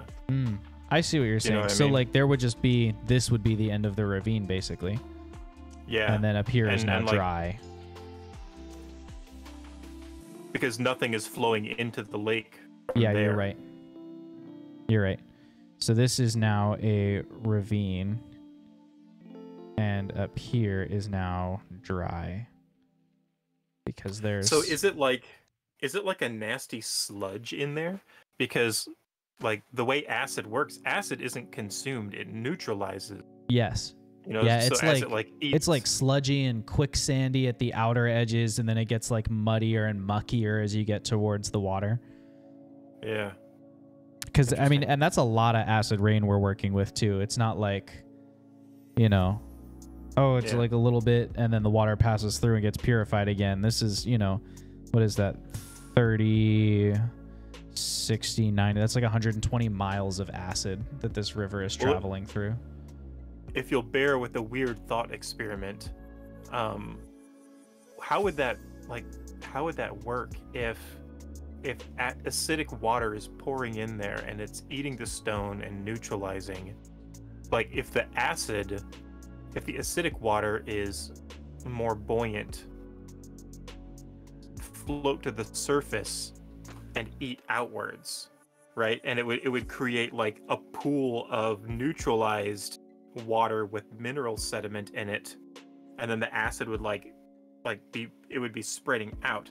But if the neutralized water was more buoyant, then the acid would sink and it would like carve down. Well, those are both what it would do without any intervention. But I just, as a god, punched a big ravine in the ground, and that's why it's now behaving in this way, where it's coming down into. So I literally did a hero landing and smashed a big hole there. Nice. The moon god is like, get wrecked, ravine. Punched a big hole in the ground. So that's why now it might behave that way at the bottom of the ravine. But interesting. The ravine is there because I just made it. And that brings me to 5 points. It also leaves the opening for like someone really enterprising could probably build a pretty safe haven somewhere down there, guarded by that natural barrier. Like almost nothing's gonna try and get through there. So that brings me down to 5, and I end my turn, which gets me a nifty little bonus after we've rolled for the glacier, that is. We got a 2 on the glacier, so it's going northeast again. Okay. It grew by 10 miles this time. Let's come down here to the glacier. The glacier, it's going to the northeast again. These poor merfolk. They're coming for you. about to get glaced. What layer are you on, Glacier? Are you there? There we go. Bam, Glacier. I grew by 10 miles, so just like that. Bam, deselected. Pick the brush. Grab the other thing. Zoom back out over here. And full screen it again. I didn't realize when I made this glacier how much work I was giving myself between rounds. Oh, and I also am not sure I recorded history for the year 8500. For what I did. Punch a ravine at the end of the acid river. There we go. Okay, the year 9000 is upon us. After this, we can officially say that history is over 9000. Let it be known. And I am working with... Nice! 2 6s. So that's 12 plus 1 is 13, plus 5 is 18 points this round. Nice. As we get towards the end of an 15. age, I'm getting points greedy. That's actually fair. That's a fair point. What you got for me? Well, now you got me thinking. So we're at 9,000. Year Yes. 9,000, right? Yes. So we've got 2 more rounds before the next age. We do. That's when races get cheap. That is when races get cheap. But it's also when shaped land starts to get expensive.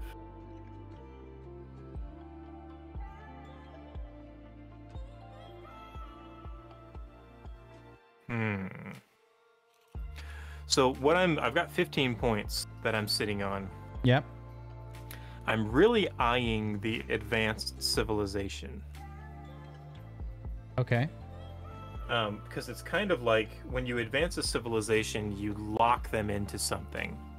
So it says this power causes a city or civilization to gain expert knowledge of a given science or magic.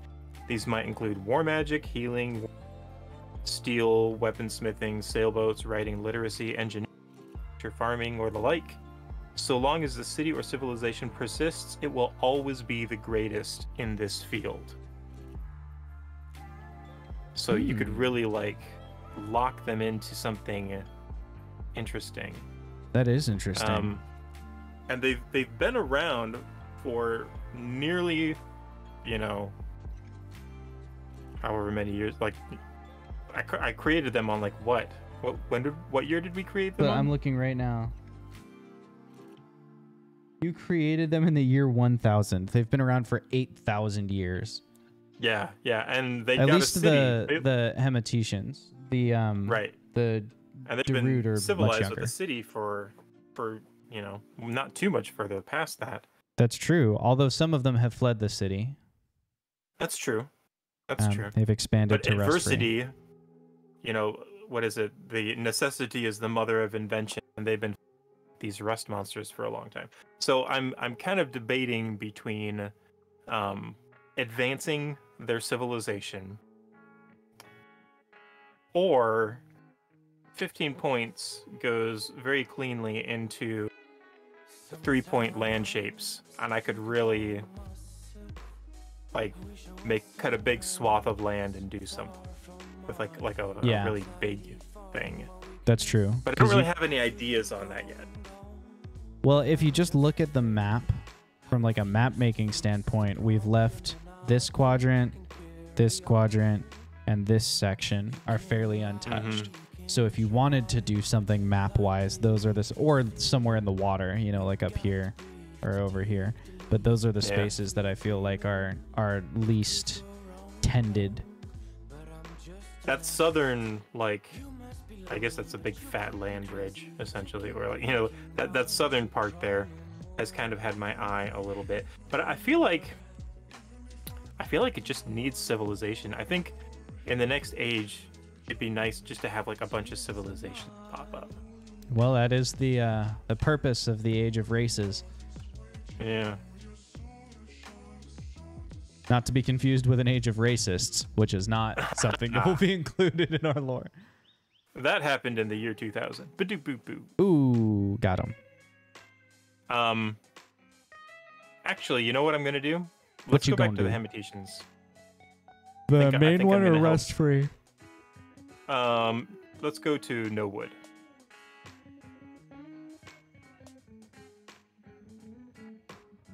And I'm going to do two things. Actually, that's going to burn up all my points. This will actually work out. Great. I'm going to use 10 points to advance civilization on the Hematitions. Okay. And I'm going to use 5 points to resurrect Alexite. Nice. I can do that. And what I'm going to do is he is going to come back as a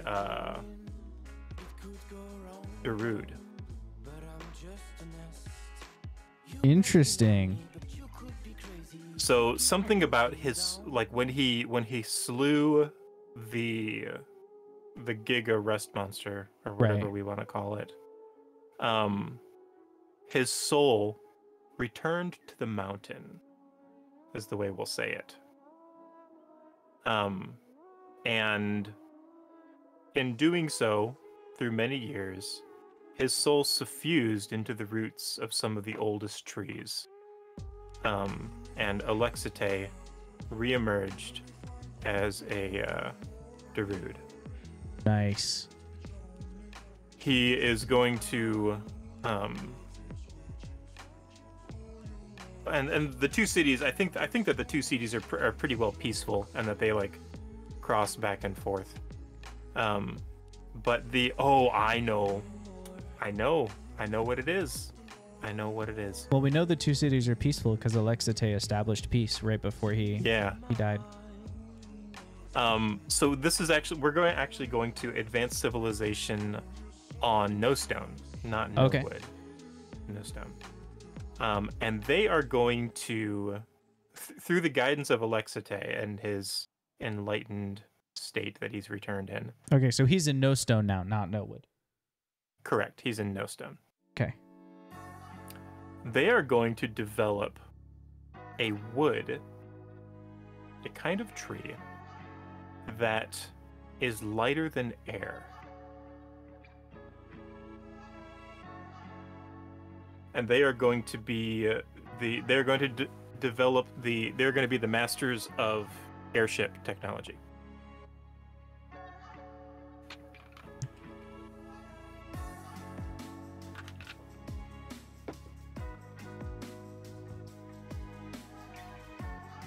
I love it.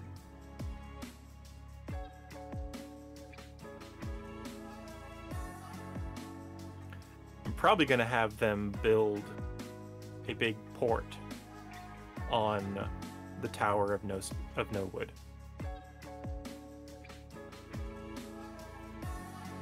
Well, let's see here. 18 points. That's all 15. That brings me to 0. Cool. With my 18 points, what can I do? It's a lot of points, dog. It is a lot of points.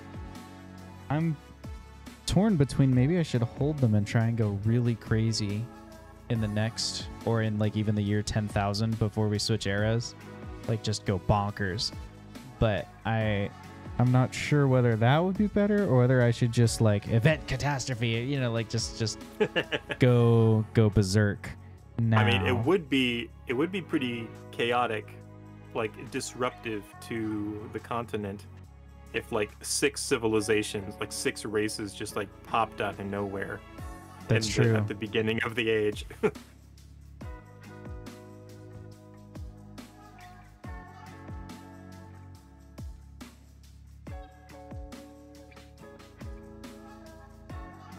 What you thinking? I'm gonna spend 8 points this turn. No, I'm not. I'm gonna spend more than that. I'm gonna spend. We're gonna spend. We're not gonna hold. We're gonna spend. Okay. We're gonna spend 8 points, and we're gonna create an order within the merfolk Ooh. We're going to create an order of... Wait, don't you already get an order because you made them? Yes, I get a religious sect that already exists and worships me. We're going to create another order. And this is going to be a... I'm going to call it like a nomadic governing body. Like they're a conflict resolution, mediation... Like, you could think of it as a government, but the merfolk don't have, like, a city or a particular place they live. But I'm assuming down here they've sort of spread through this ocean. You know, over the course of 500 years, they've probably expanded to where, you know, maybe they live in, like, family units. That's kind of how I've always pictured merfolk operating, is they're very clan-based. And so, you know, the clans have sort of spread out. And while they're all going to do their own thing in, like, their daily lives and as far as, like, harvesting resources and things... They might have communicated with each other and wanted to create like a loose confederation, if you will, like a body that represents them to the rest of the world, a body that can, you know, mediate in terms of like clan disputes, and a body that might act as like a warning, you know, like, oh, there are just something to sort of keep them all connected. So I'm going to call that a governing body, but it's going to be like loosely governed in the way that a confederacy would be. Like a tribunal almost? Yes, a tribunal is exactly the word that I just said with way more words than tribunal.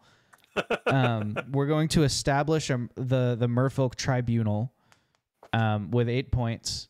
And so there's now a moon worshipping, you know, like the disciples of Gomteus, and there is the tribunal, and the tribunal do all those things we just talked about. So that's the first thing I'm going to do.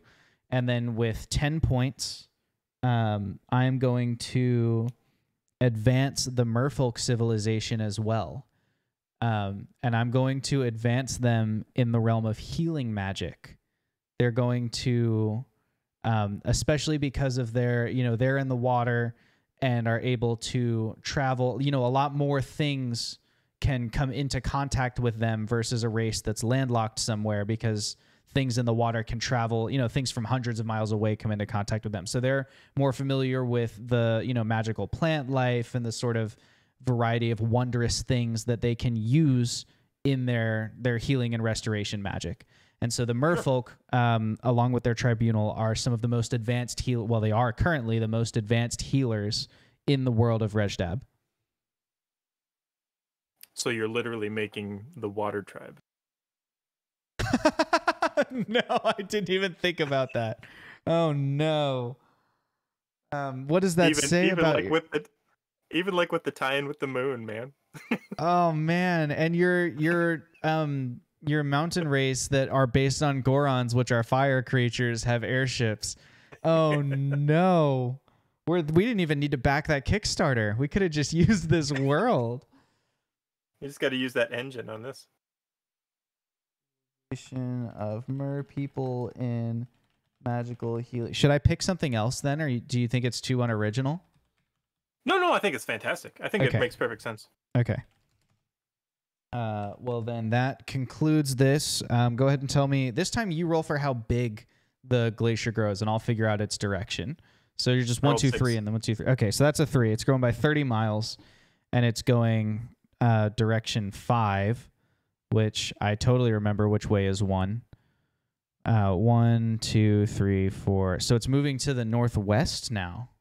It would actually be straight to the west. Straight west. That's what I said. You heard me. It's moving straight west, just like I said just now with my words. That's what I heard. Yeah, moving straight west, and it's growing by 30 big ol' miles. Is it 5 miles per whatever you roll? Is that what you said? No, I just was doing 10, 20, 30, 10, 20, 30 on the D6. Oh, I gotcha. So just because a third of a hex is about as fine as I think I can reasonably go with scaling this up. So Glacier's getting big old Glacier. Look how far across that is. At its widest point, this is 120 miles across this glacier. Dang. Okay. Like, we've got a rough depth map on this map too, don't we? I don't. Have we? I don't Yeah, know. there's like if you zoom out, you can see the gradient. Oh yes. Has the iceberg glacier hit ground yet?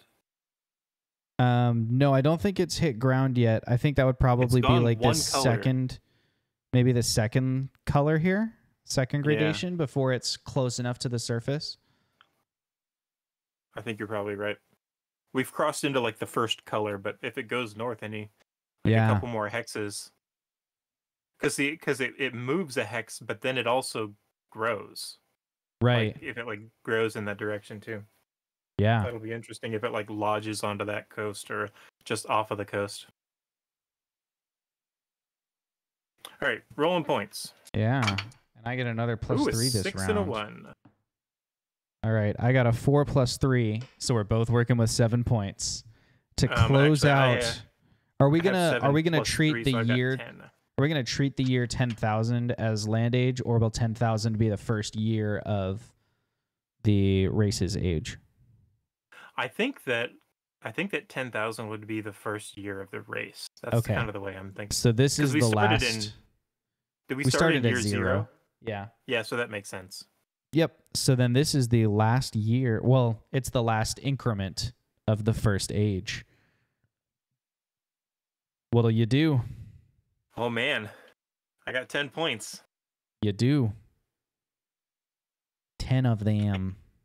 I kind of feel like an event should happen to usher in the age of races.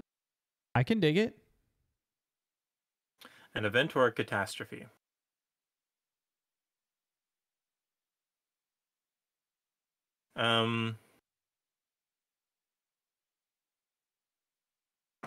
How dramatic can you get with catastrophes? How dramatic do you want to get with a catastrophe? By this power, the gods express their wrath from fiery mountains to the destruction of avatars, the loss of great advancements to the destruction of city walls. This power brings ruin upon them all by whatever clever mechanism the player can imagine. Okay, so it looks like it's pretty wide-ranging. Yeah, it looks primarily focused on undoing, though. Like whether it's undoing the land or undoing civilization or something like that. And then I guess an event would be doing. Yeah. I kind of want... Okay, so here's what I'm... too on the nose. All right. I'm kind of thinking of a portal of some kind opening. But I think that might be like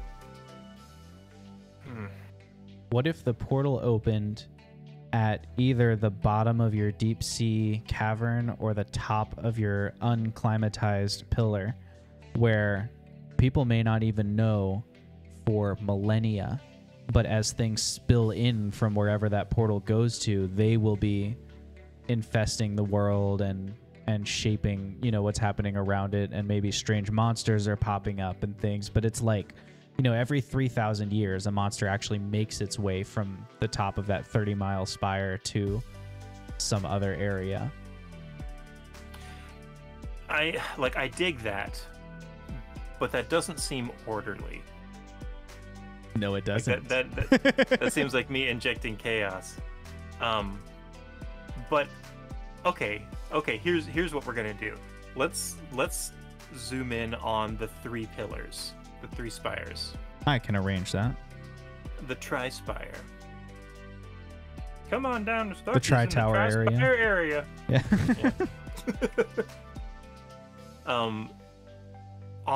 At the edge of the water, in the direct center in between those 3 spires, an event happens. A tether to the multiverse manifests. This is our link from this world to all the others. whether this is like I'll leave this to you as the DM. Whether this is like a tether to the other planes of existence, or if there's a multiverse or whatever. But this is the world is done, and it's time to connect it to the rest of them. Interesting. What, are you visualizing this as a literal like tether that you can see shooting up into the distance, or is it just an item I'm that thinking like this is going to be like somebody, a god, poked their finger into the fabric of reality and just pushed down. Okay, so it's actually and extending into the water basically. But it's not a hole in the ground. It is a bending of space. So Okay. if a ship were to be sailing, like a ship sailing, Right. bloop, bloop, bloop, bloop, bloop, bloop, and it goes across the tether, it would go like this. And gravity would stay normal for them, and they would be sailing through this Doctor Who wormhole thing that is a sea, in the inside of a tube, and they Got could it. sail all the way around the edge. I see. And it's like, yeah, and there's something to do with the spires, where with the symmetry and everything. But this is the tether to the other worlds. I like it. And that's all 10 of your points, right? That's all 10 of my points. Okay, well, I appreciate what you're trying to do here. I do. And I see that you've made it nice and orderly, and you really want this to be, a way for the creatures of this realm, the living beings of this realm, to have access to the knowledge and the information of the other realms, and to be exposed to these new things. But that doesn't encourage their ingenuity. That doesn't encourage their progress. So if we're going to just give them a gift such as this, they're certainly going to need to work to earn it. And for that reason, I'm going to change the climate of the 30 miles surrounding the tether to the multiverse. And I'm going to fill it with a dense fog and a disruption of magnetic polarity, so that navigation instruments, your view of the stars, all those things look skewed, so no matter which way you're facing, it looks north. So you can't navigate while you're there. You have to... You end up back at shore. Exactly. You have to stumble upon the gifts of the gods as a gift from the gods. You can't earn your gift from the gods. Disruption to navigation. That upsets me, brother. But as John, that's really cool. I really that's really on brand for old gods to be like that. There is a level 20 quest just begging to be had right there. There's a celebration of achieving level 20. Yep. You're literally sailing to the astral sea. Yeah. All right, that leaves me with 5 points. I'm going to use those 5 points on the merfolk civilization. I'm going to purify them +1. Okay. The merfolk, they're healers, and they have shown incredible innovation. They have put the work in. I want them to get the joy of sharing it with the rest of the world. So in a way, it's a selfish reason for purifying them, but it's also my gift to them is to be a gift to others, and to spread their gifts. You also get to choose a +1 or minus when you created them. Then they're +2. So they could, because I will have created them at +1. Nice. Knowing that I was gonna give them this gift of advanced healing magic. And I will make this log on the register, and that will bring the first era to a close. Pew, pew, pew. The multiversal tether is masked in an anti-navigational mist. You created a tether to the multiverse. And we'll figure out what that means in game later. Let's hop back over to our... Well, actually, let's zoom out here really quick. Let's admire our creation for a moment. What were you saying there, I really Wash? like the idea. Well, I was going to say, we've been talking about how to get in.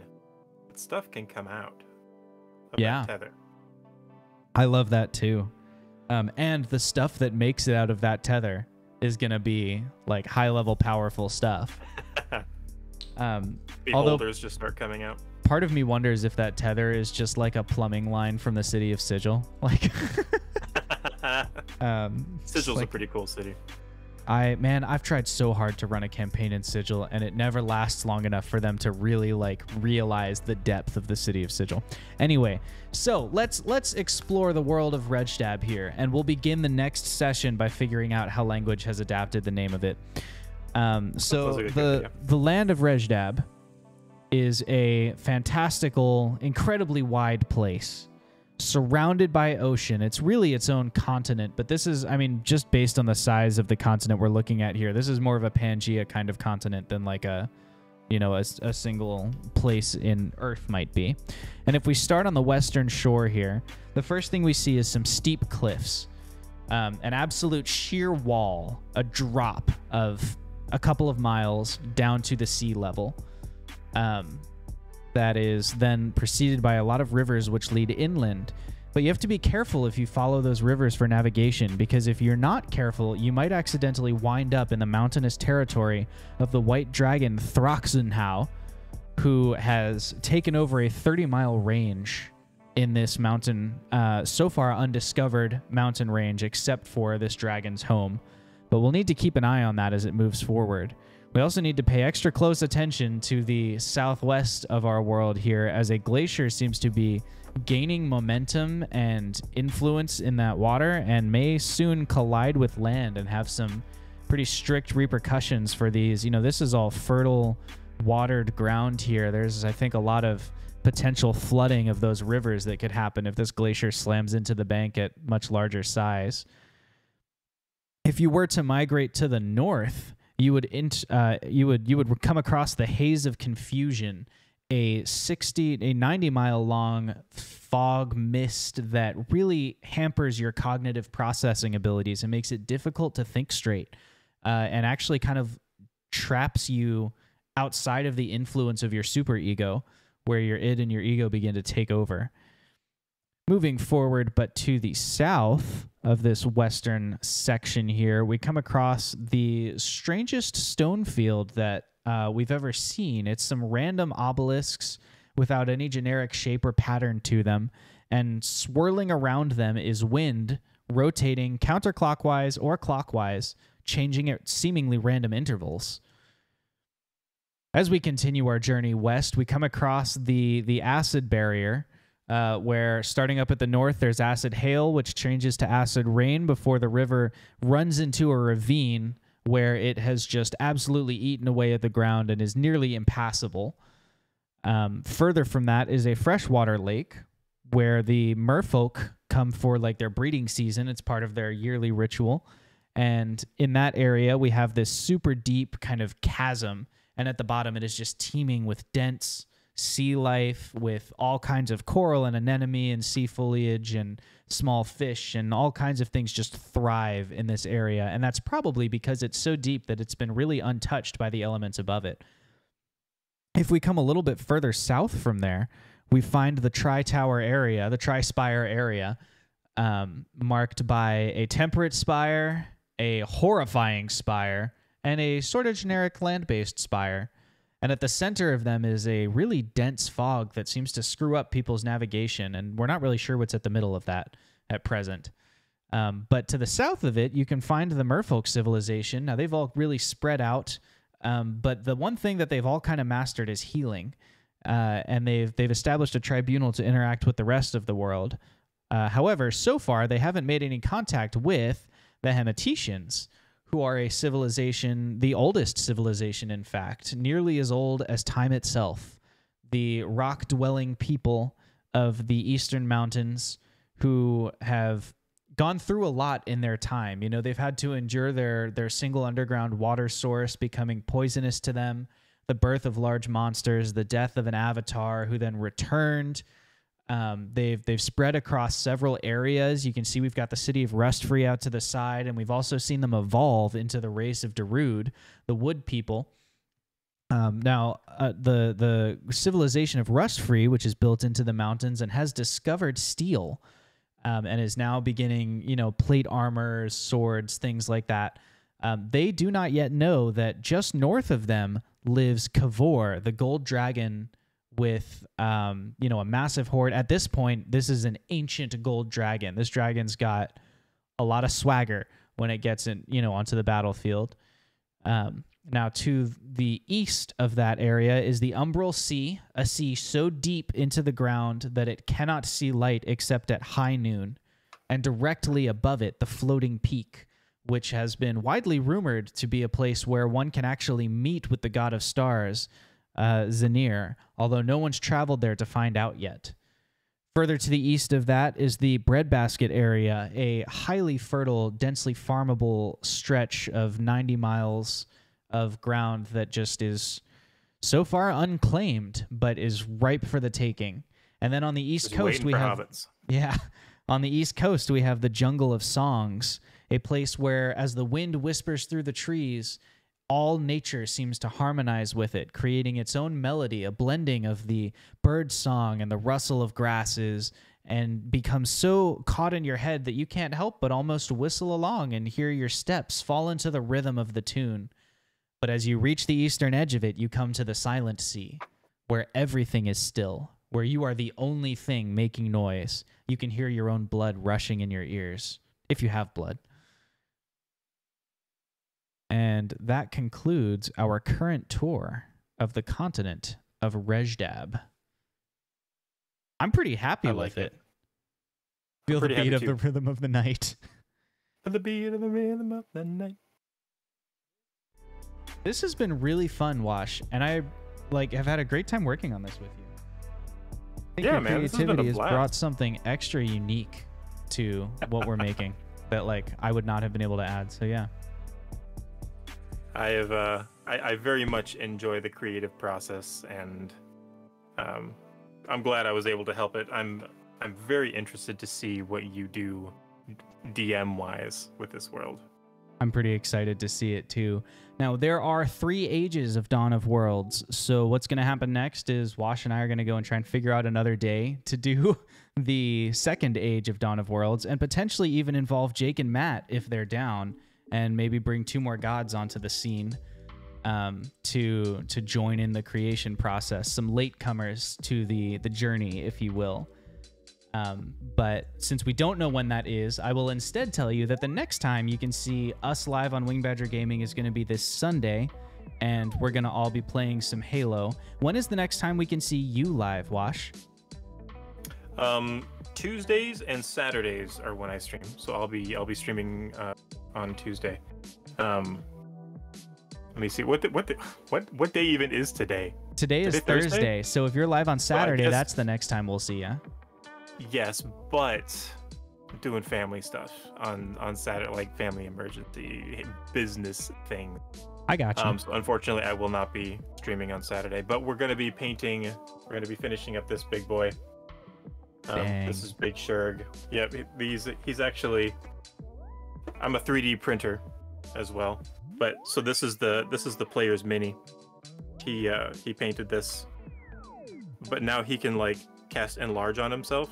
So I'm repainting in his style a double-sized large print of his mini. So that's what I'm going to be doing next Tuesday. And I just dropped a shout out in the chat. Go over there, give Wash a follow. He is one of the most creative, brilliant D&D minded folks that I've come across in a long time. This was our first collaboration, but I'm pretty confident at this point it's not going to be our last. And yeah, from all of us here at Wing Badger Gaming to all of you out there at home, a merry GG's and GN.